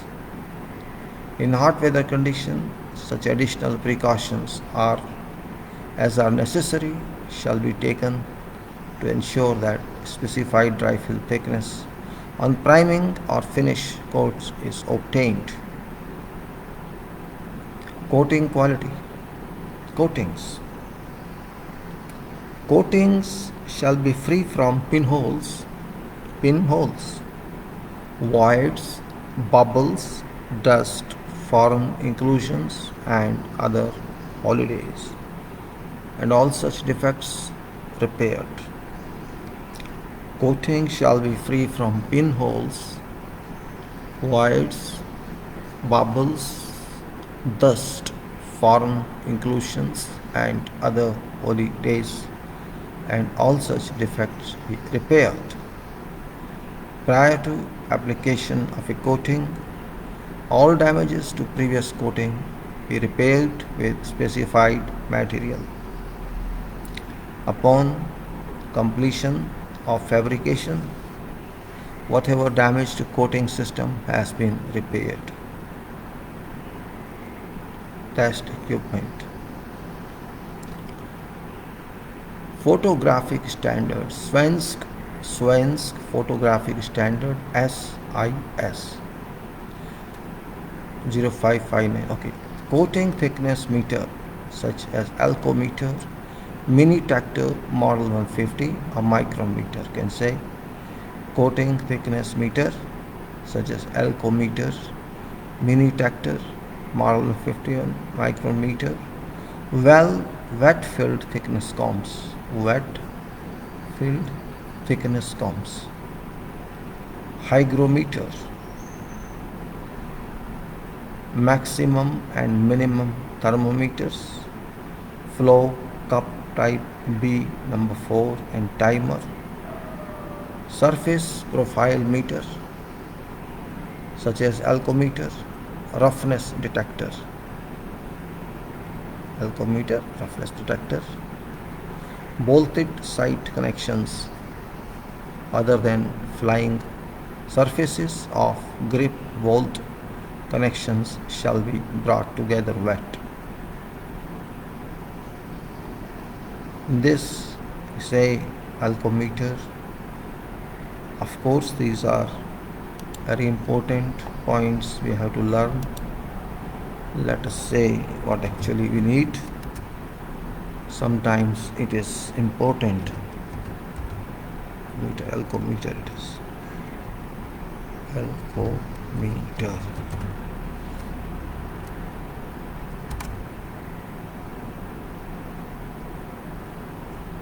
Alcometer has been a world leader in design, manufacture and supply of inspection equipment.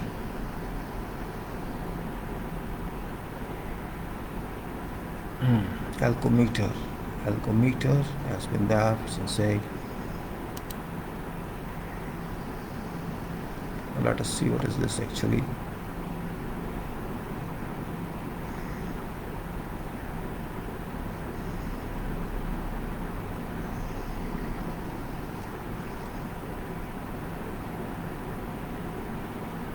Coating inspection.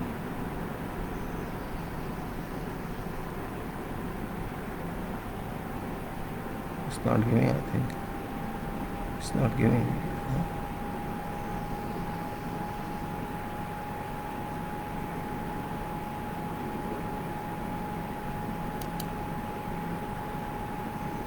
It's not giving. Actually, it's not giving.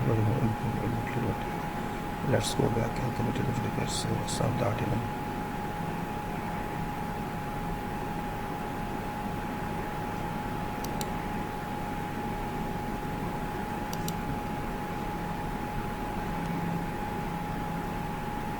Let's say this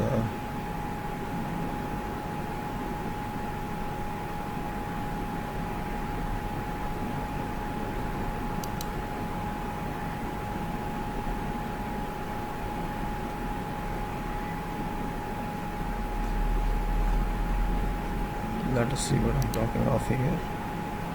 This is what it says about alcometers. Let me just print it and show to you. It's an important one to show you.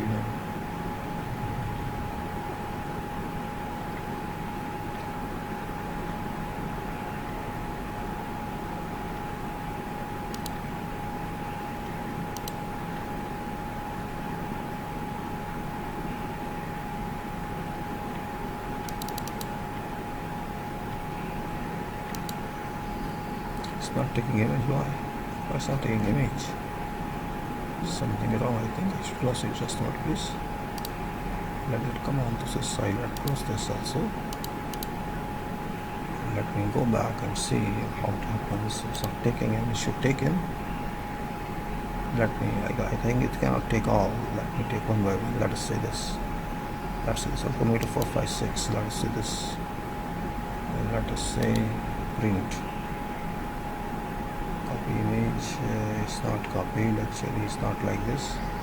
I have to print it like this. Copy, print. There's printing here.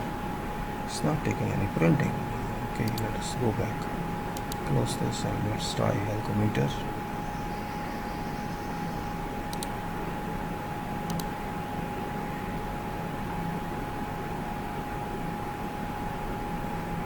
I think it's not taking. Okay, it's not taking. Leave it. Then we go back.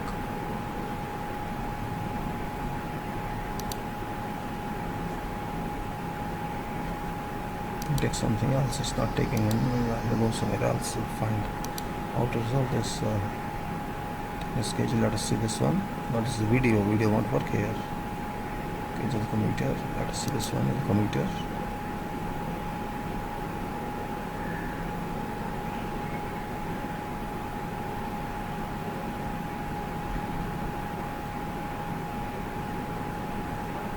Let us try this. Let us try this. What's wrong with that?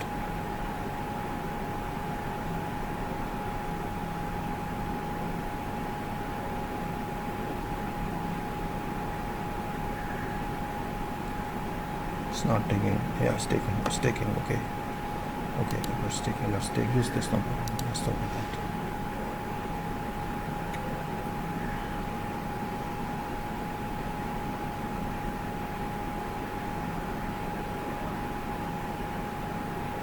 Taking time. Oh yes, it's taking now. Come on. So we can say thickness gauge. They are calling alcometer. Alcometer thickness gauge, latest price. Okay, forget price. I'm not concerned with the price. That's not my problem. I'm just talking to think of this just to show what is alcometer. That's important point here is this.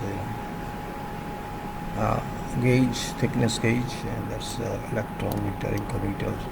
Vertical thickness gauge, it's like this, alcometer. This is a 20 to 370 micrometer, alcometer, and alcometer.com it is, and also this is alcometer thickness gauge. Similarly is that you can say these are expensive in fact. Coating thickness, pocket gauge, whisker, and pure weight is this much, and video in this pocket you can say kiss meter combo length. So these are gauges. Let's just try to show you what I'm talking of.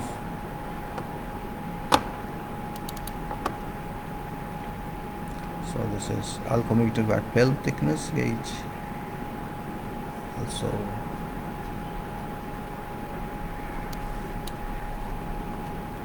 thickness gauge, coating thickness gauge, ultrasonic thickness gauge, dial thickness gauge, vertical thickness gauge, metal thickness gauge, DFT meters. DFT, we are talking of DFT meters, alcometer instruments, and this is say dry film thickness. It is.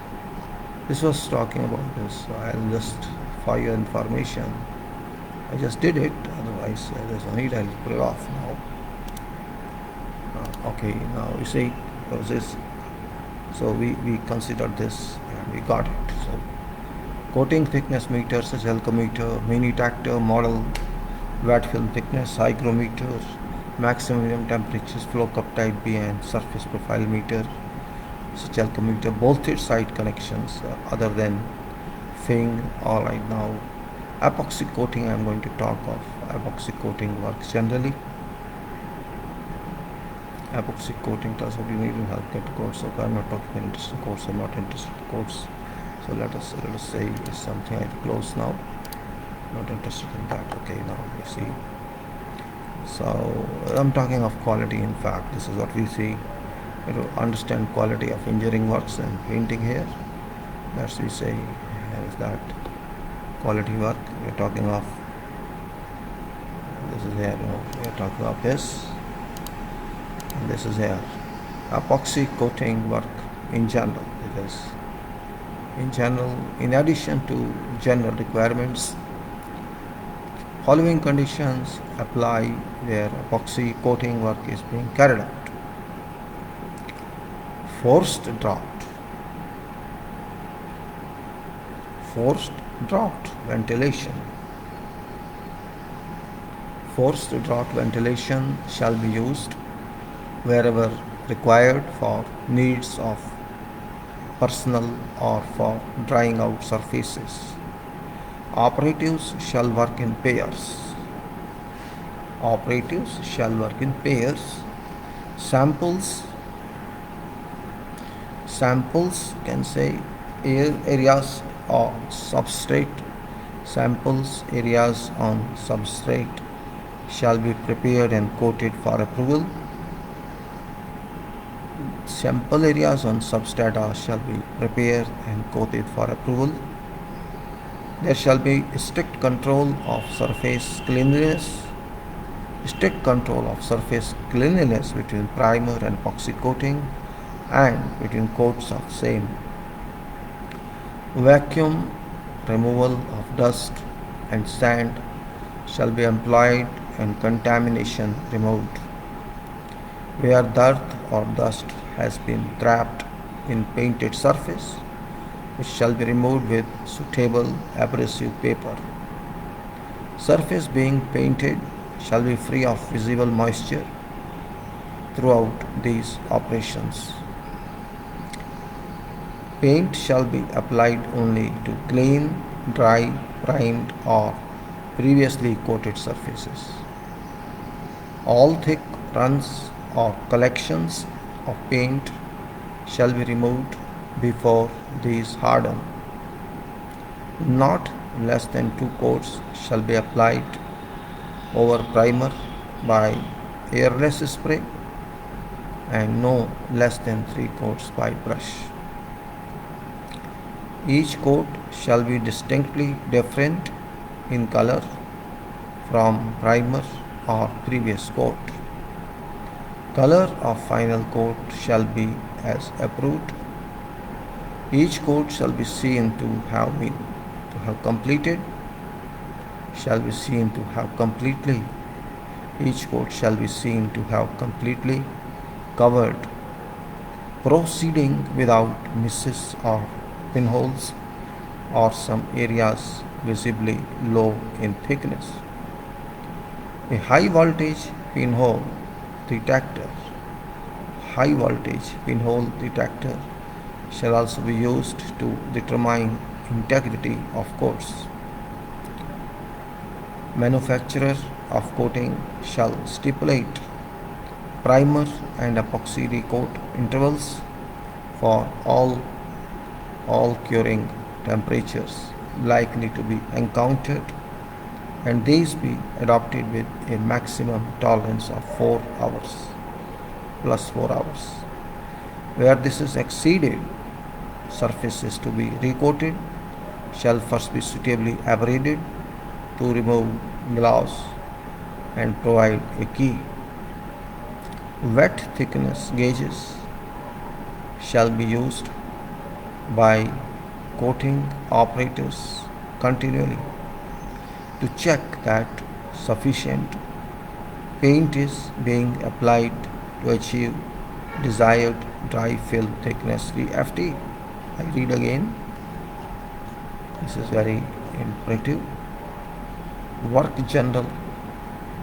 Epoxy coating work generally. In addition to general requirements, following conditions should apply where epoxy coating work is conducted. Forced draught ventilation. Forced draught ventilation shall be used. Forced draught ventilation means under pressure ventilation be done wherever required for needs of personnel or for drying out surfaces. Human work there must be some fumes, some gases in weather, so forced draught ventilation, which is done somewhere in covered areas like LNG tanks inside we work. So forced draught ventilation is required for needs of personnel or for drying out surfaces. Operatives shall work in pairs, not single. Samples areas on substrate shall be prepared and coated for approval. There shall be strict control of surface cleanliness between primer and epoxy coating and between coats of same nature. Vacuum removal of dust and sand shall be employed and contamination removed.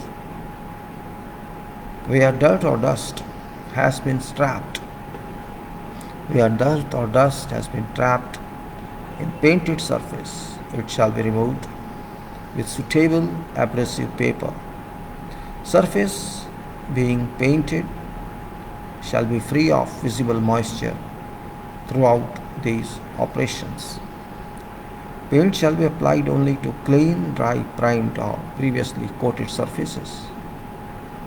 All thick runs or collections of paint shall be removed before these harden.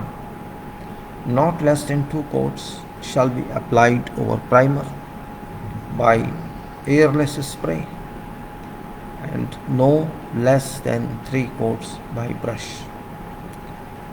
Each coat shall be distinctly different in color from primer or previous coat. Color of final coat shall be as approved. Each coat shall be seen to have completely covered preceding without misses or pinholes or some areas visibly low in thickness. Each coat shall be seen to have completely covered proceeding without misses or pinholes or some areas visibly low in thickness.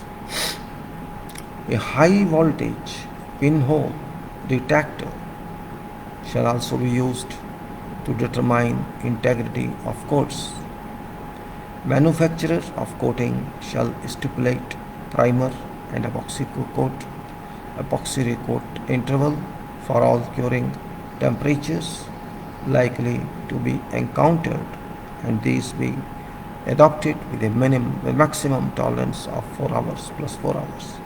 Manufacturer of coating shall stipulate primer and epoxy coat interval for all curing temperatures likely to be encountered, and these be adopted with a maximum tolerance of 4 hours. Where this is exceeded, surface to be recoated shall first be suitably abraded to remove gloss and provide a key. Wet thickness gauges shall be used by coating operators continually. Wet thickness gauges shall be used by coating operators continually to check that sufficient paint is being applied to achieve desired dry film thickness. TFT alcometer, we have said that. Now epoxy coating for concrete and rendered surfaces.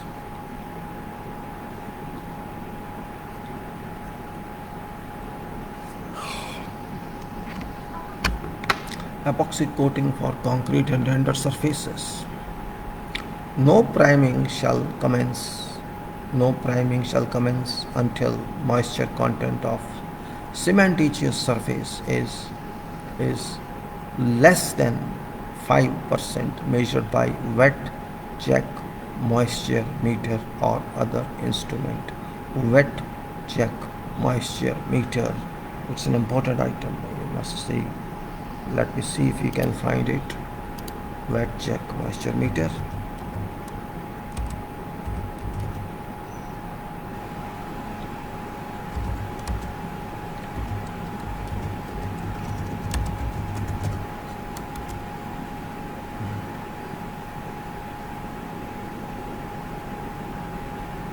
Wet check moisture meters.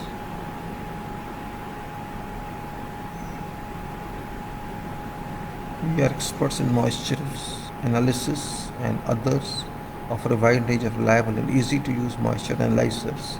Suitable needs all this. Okay, I think. Let's read this for copy image. The problem is this can't copy. I can't copy this, so let's go to somewhere else which can be copied. So that's better, I think. So we'll go to somewhere else, some other site here. Wet meter. Fast and trusted, simple use, and wet check moisture meter. Let us see this one. YouTube, it is no use. Find your new moisture meter here. Okay, what you have, moisture meter references, scales, and it's not giving moisture meter results here. Reliable moisture meters. Let us see if we can get something out of this. reliable moisture meters analyzers. I think it's same, but it's not giving. Question is image. I'm not finding print. Let's print. Let's see how it works. If it's possible to print and let us see 21 sheets of paper. So it's not easy. Oh no, diagram is coming. Oh no, I don't need like this. It is there, but moisture analyzer and meters. Okay, let us see if we can do something. Let's see if we can print and do something. Okay, just show you how it works. That's important point. I'll close it, otherwise what it says, let us see. Sometimes we have to on during video itself, live video itself, we have to find this important, those many pages here. Let us see what it says. It says something. Let us not go to this, and we'll see directly diagrams. It's that. This is moisture analyzer, wet halogen heating technology to ensure fast, precise results. Fast, precise, and reliable moisture analyzer. So it says fast, precise, and reliable moisture analyzers. Metuler Toledo is expert in moisture analyzing the office with a range of reliable moisture balance. Fast, precise, and reliable moisture analyzers. Metuler Toledo is expert in moisture analysis and offers a wide range of reliable moisture balances to suit need of quality control, production, process control, as leading manufacturer of high quality moisture analyzers and tools for infrared moisture meter performance verification, such as smart coil. We can offer full moisture solution to ensure optimal core moisture determination. We also have plenty of application knowledge and world-class service organizations. What's moisture analyzer and how does it work? I'll say a moisture analyzer is often also called a moisture balance. A moisture analyzer is often also called a moisture balance or moisture meter. It consists of a weighing unit and a heating unit, infrared technology, and is used to determine moisture content of a sample with loss on drying principle. Today, many customers use a moisture analyzer because they want to analyze moisture content using fast and easy loss on drying method. Infrared moisture analyzers are versatile instruments that can be used in many industries. For example, moisture analyzer for food, plastics, or wood.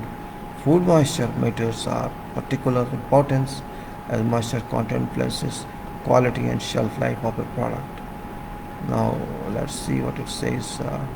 Moisture analyzer and meter tolerate a long history of success. We are not concerned with reliable results, intuitive, operative, consistent performance.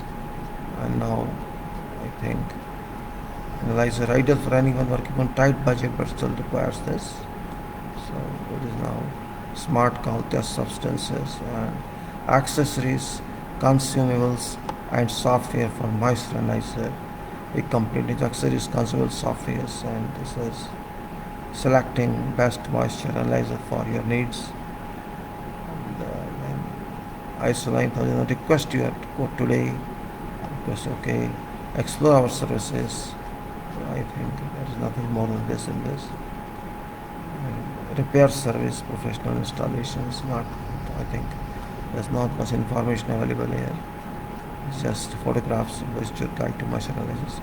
Moisture affects processability, shelf life, usability, and quality of many products such as pharmaceutical substances, plasticals. For information about monitoring of moisture contents, therefore very important. Most substances have optimum moisture content for obtaining best possible processing results and therefore attaining maximum quality. Furthermore, moisture content impacts on price, and there are statutory rules for some products governing maximum possible moisture content. So leave it now. I close it. No wait. I just wanted to show you something, and that's all. It's important only. And then I can say if I go back here, we can close it like this, and let us say another one. Find moisture meter. Find moisture meter. Moisture meter at geo prompt. No. Actually, purpose was only to let you know what it is. Here it is something. Let us try if we can open this. Okay, let us try. I can open this.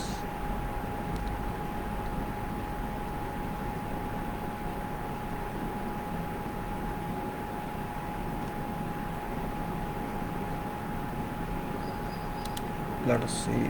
Copy image is a problem here. You can't, you know. Let me see if I can print by controls. Control P. Can I do it? Let me see if I can do it. Control X. It's okay. Let me see if it can show you. I'll show you in that case. It's coming in. Let me see how it works. So it has come in successfully. So it is. This is your moisture meter. What is nonsense here? It's not showing. It's a. This is moisture meter. You may say this is a moisture meter, and it's giving this protimeter. It's there.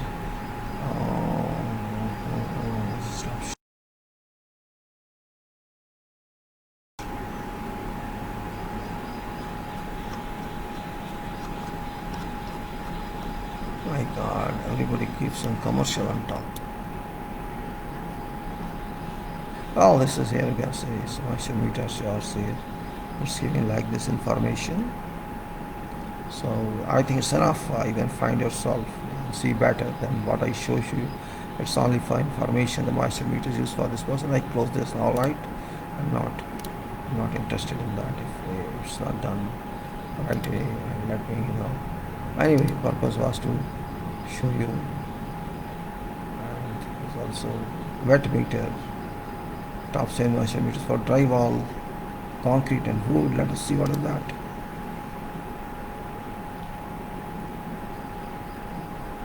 A moisture meter is a device designed to measure percent of moisture content of various building materials such as roofing, siding, insulation, drywall, plaster, wood type, fiberglass, and concrete structural safety hazards such as mold. Your complete guide to this guide on millions. Moisture meter basics. My God, everybody is trying to. So, if you can say print here, I can print here. Show you just to show you a glimpse of this, or not everything. Just browse, see what can work. I can say here. Let's move. This is your complete guide here to moisture meter. And let me see, and blown it for. I'm not able to blow it even. There's nothing as such. Well, I can say it's that. Photographs and this is how it's used. Pin type moisture meter, and this is basics. You can say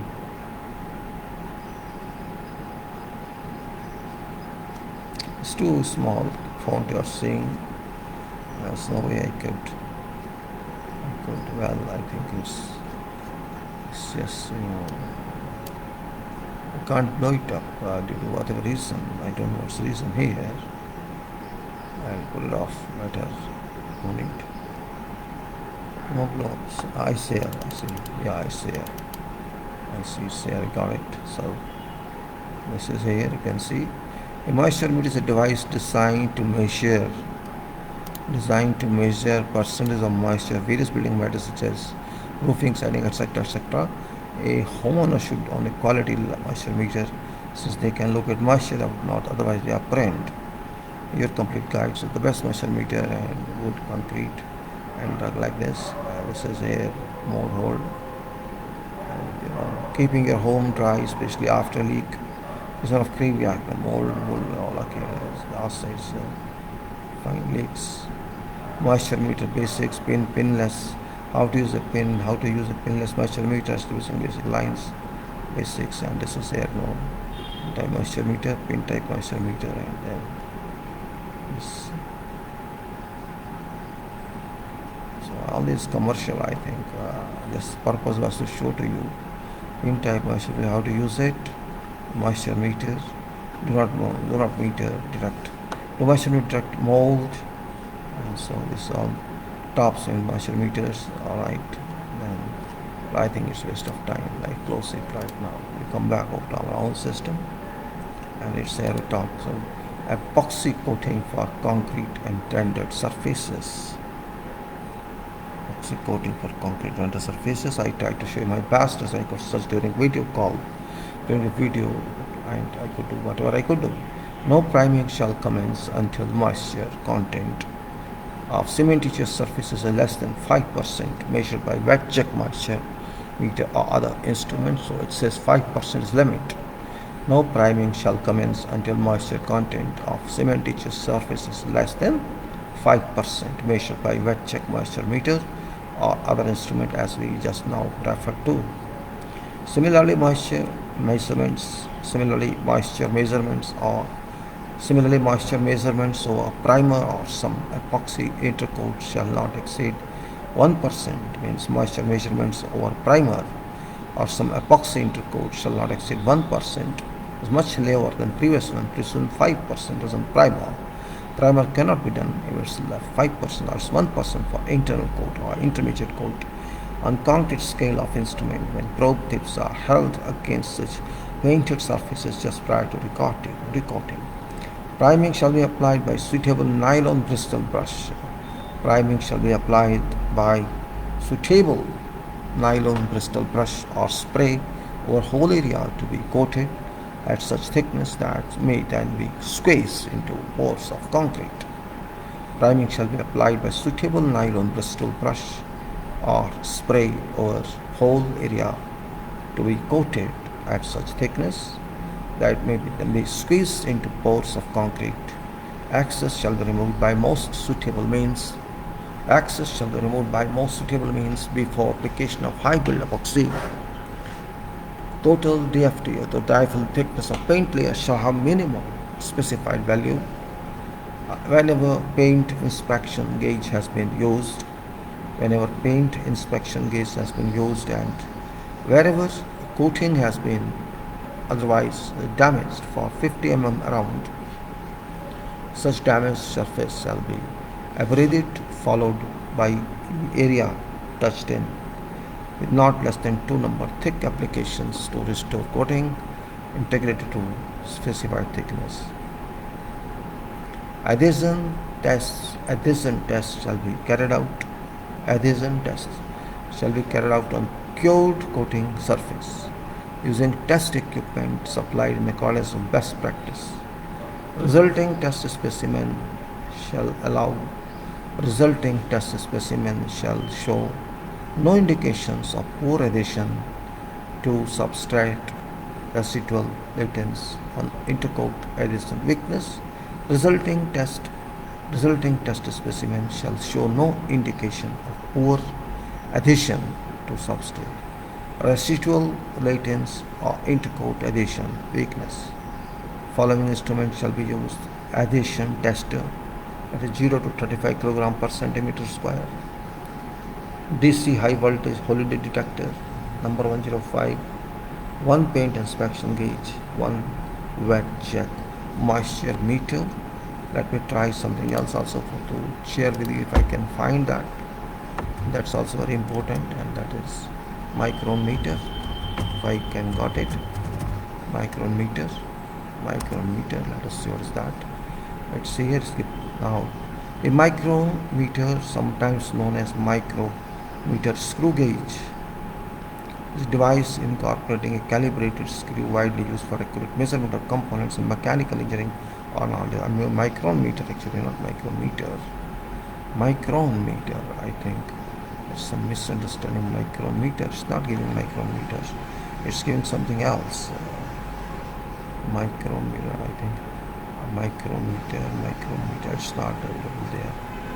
So, micrometer, what's micrometer? Micron is not taken. Anyway, it's not giving that I wanted to. Micrometer file like this, then can I give like that? You see.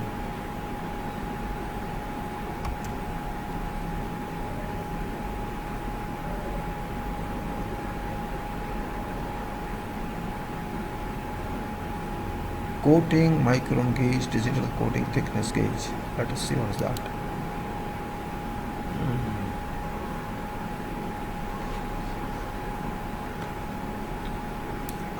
Coating micron gauge, yes.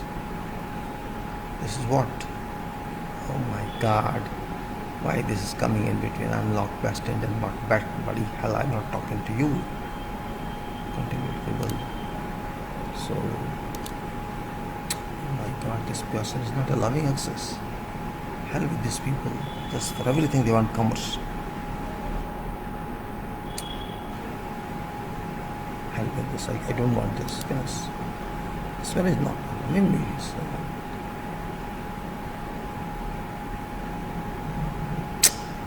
oh no, get lost. Everybody puts their own interests first. Deep vacuum micron gauge, deep vacuum micron gauge, digital meter, deep vacuum micron gauge, HCS variations, thickness gauge, no, it's not thickness gauge. Micrometers making solution wider range, lattice selection micrometer here. This is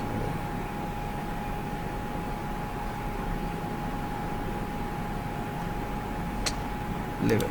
We'll talk sometime else. I'm not able to waste time now. So what is said? Coating on concrete structures using master seal 550. We'll take this later on because I am now immersed in painting, which we did it. You can say what we did actually. You can review it first.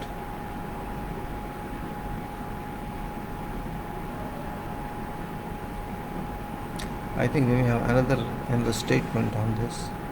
This is GRC panel, is not that one. This is painting. This is like painting, and I think in this we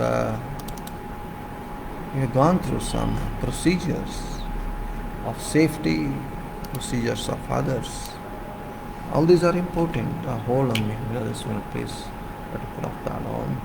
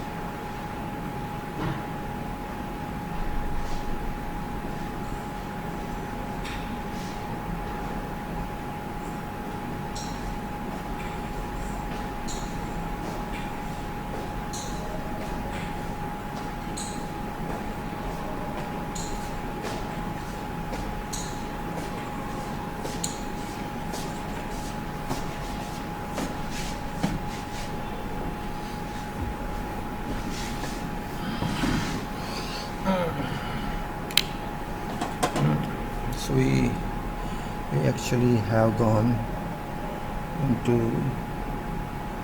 into this reference, and we're going to just talked off about safety on this, we can say,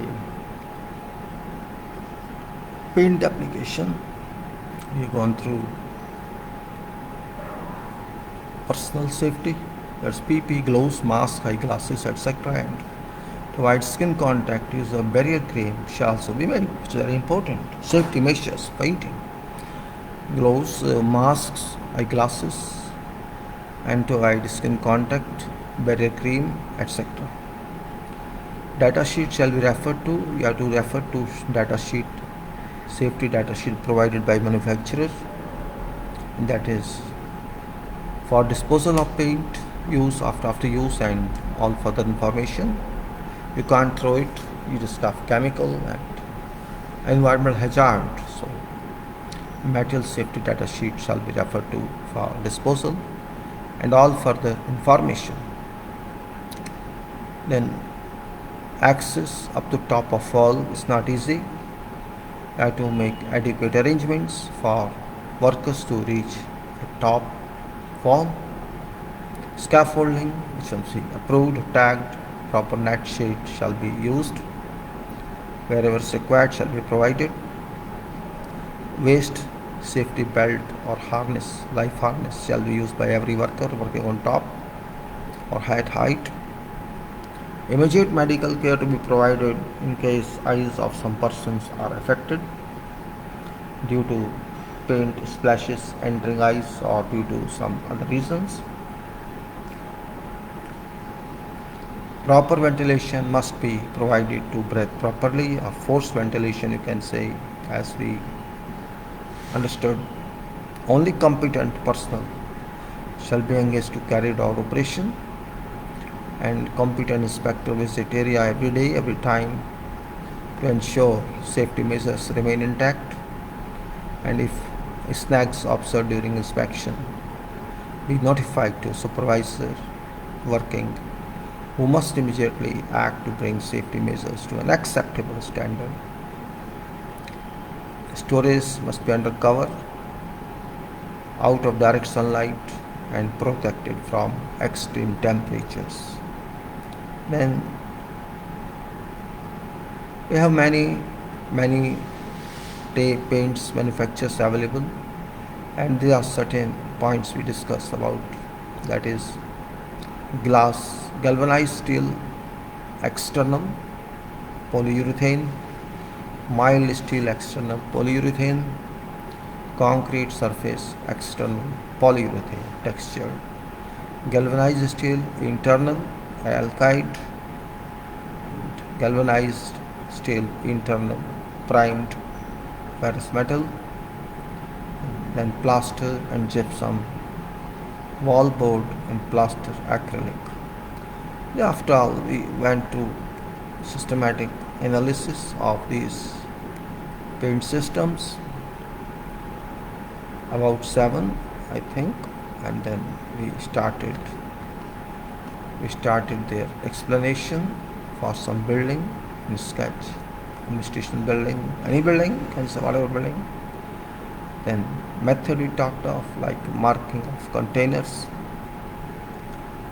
Material is like marking of containers, you can say.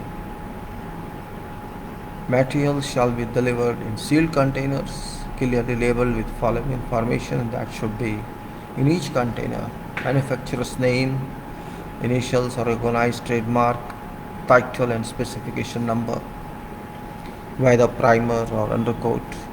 Finishing coat means primer or undercoat or finishing coat, or else whether for internal or external use where appropriate. Color scheme from BS 4800 or else could be RL. Method of application, batch number and date of manufacture and retest. No paint shall be used after lapse of 18 months of date of manufacture or after retest. Coating materials other than spray paints, bituminous paints, and fine textured masonry paints.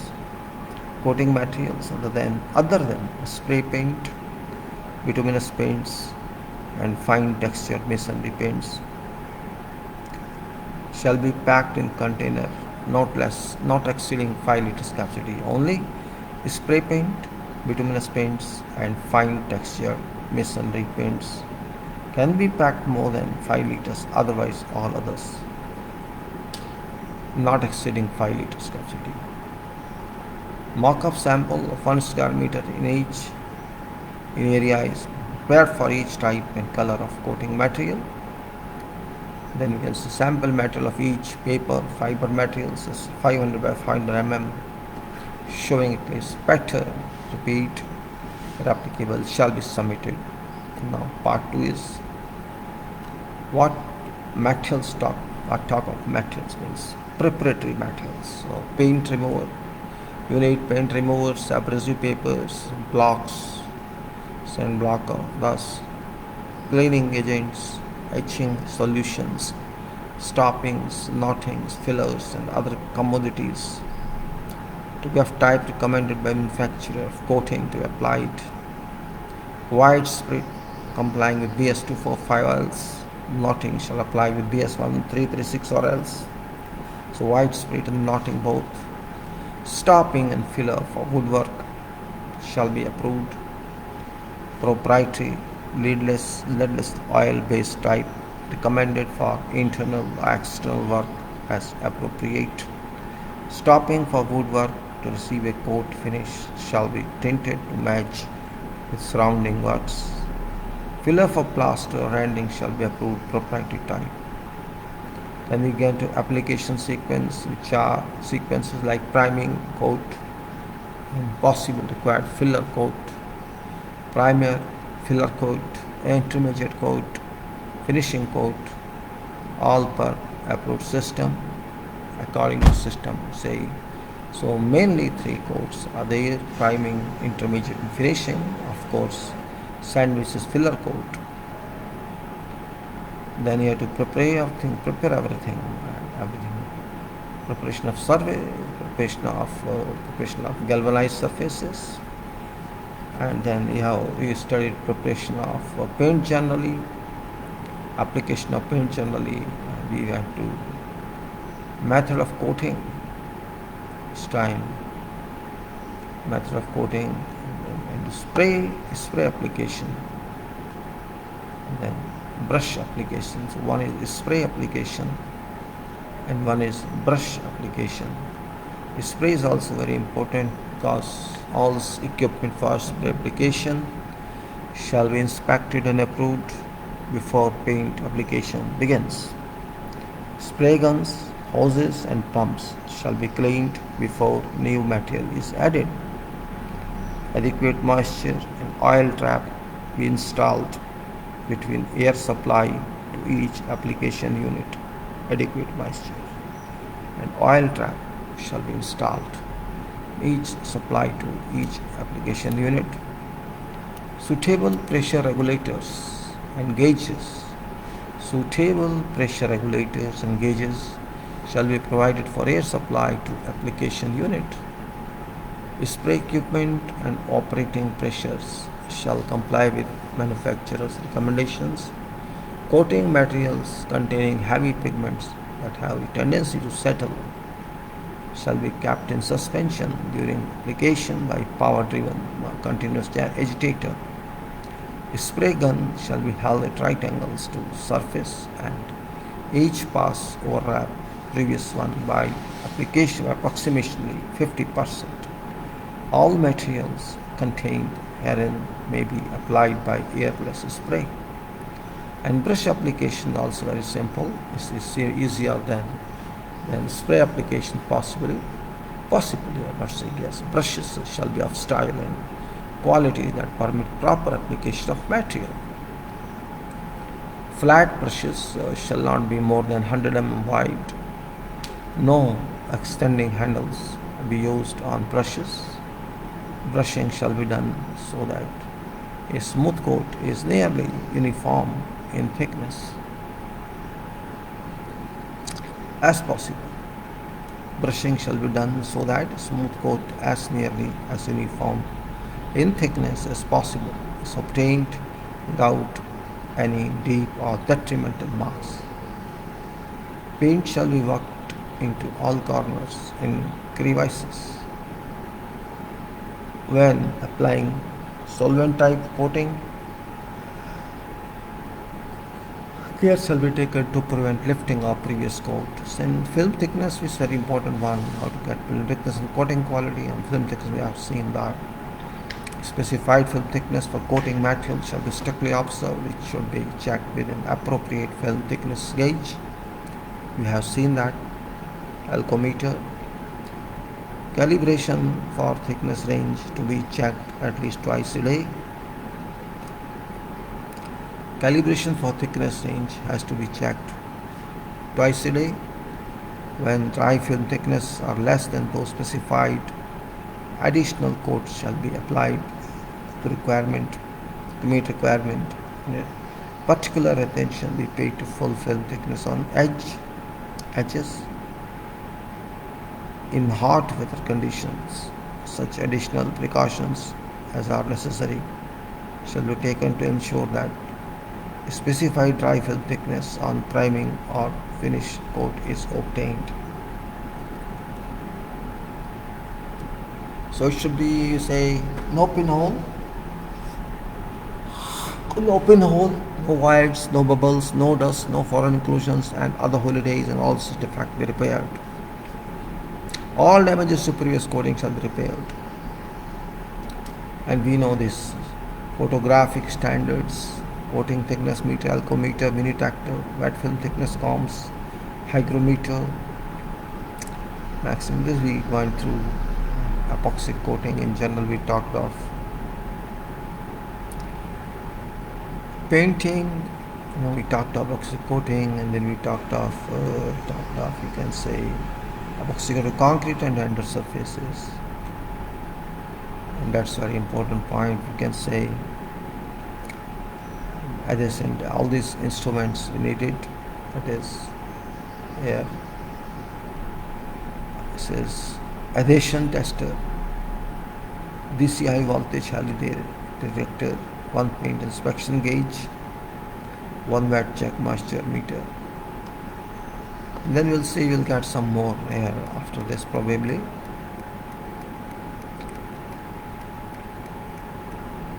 Let us see what we'll get. Maybe some repetition of this statement. Painting substation, I think it is. Okay, painting substation is also there. So yes.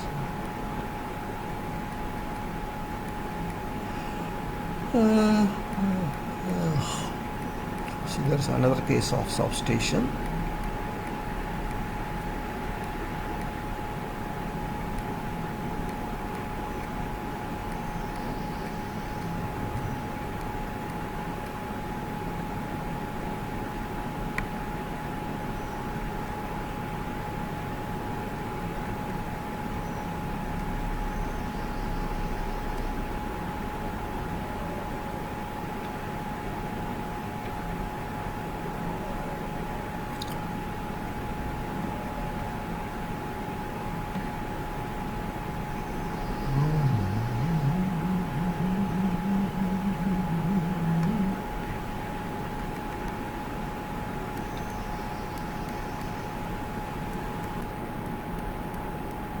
So we have gone through some practical work of painting. It's very important, and actually it's really important, I can say.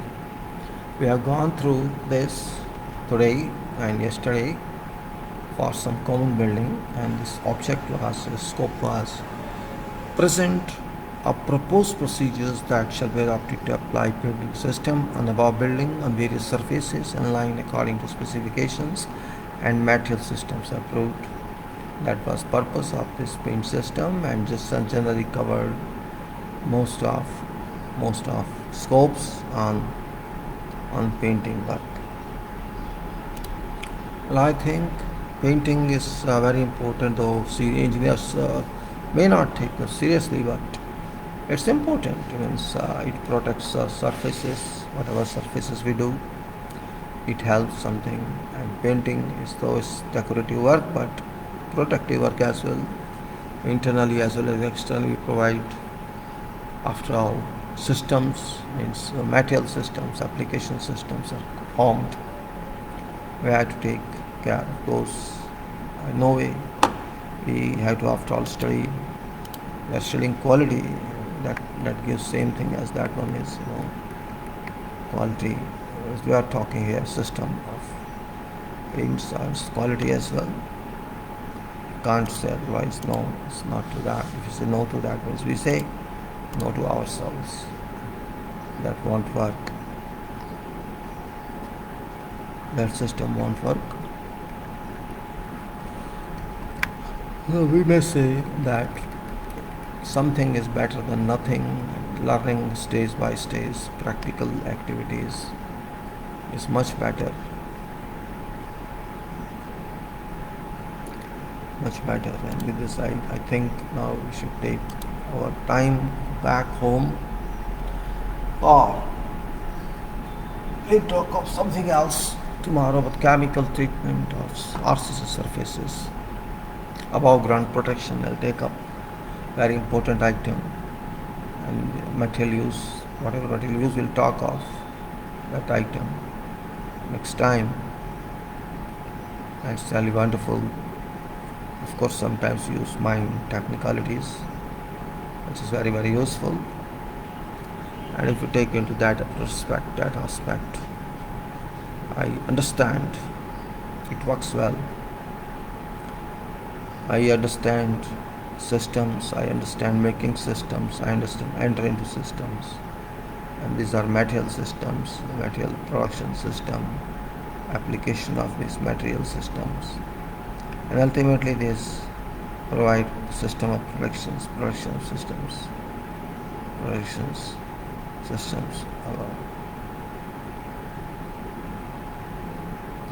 That may serve a purpose one way or other. Therefore, method statements, as I say, is very important part in our life of every engineer. I have not seen methods work well. People are not very strong in making method statements, producing and following them, which is unfortunate. You have something in mind, but what is in your mind is not same thing in others' minds. That point forces the method statement is a must, so that everyone can use it. That point is really interesting one and required one. We cannot run away from that sharing of responsibility. And if we try to hide ourselves, then we can hide from profession, and we can hide from responsibility. We can run away, not even hide. So that was point we have taken into our consideration, and I think I'll take later on also. Meanwhile, I'm closing now this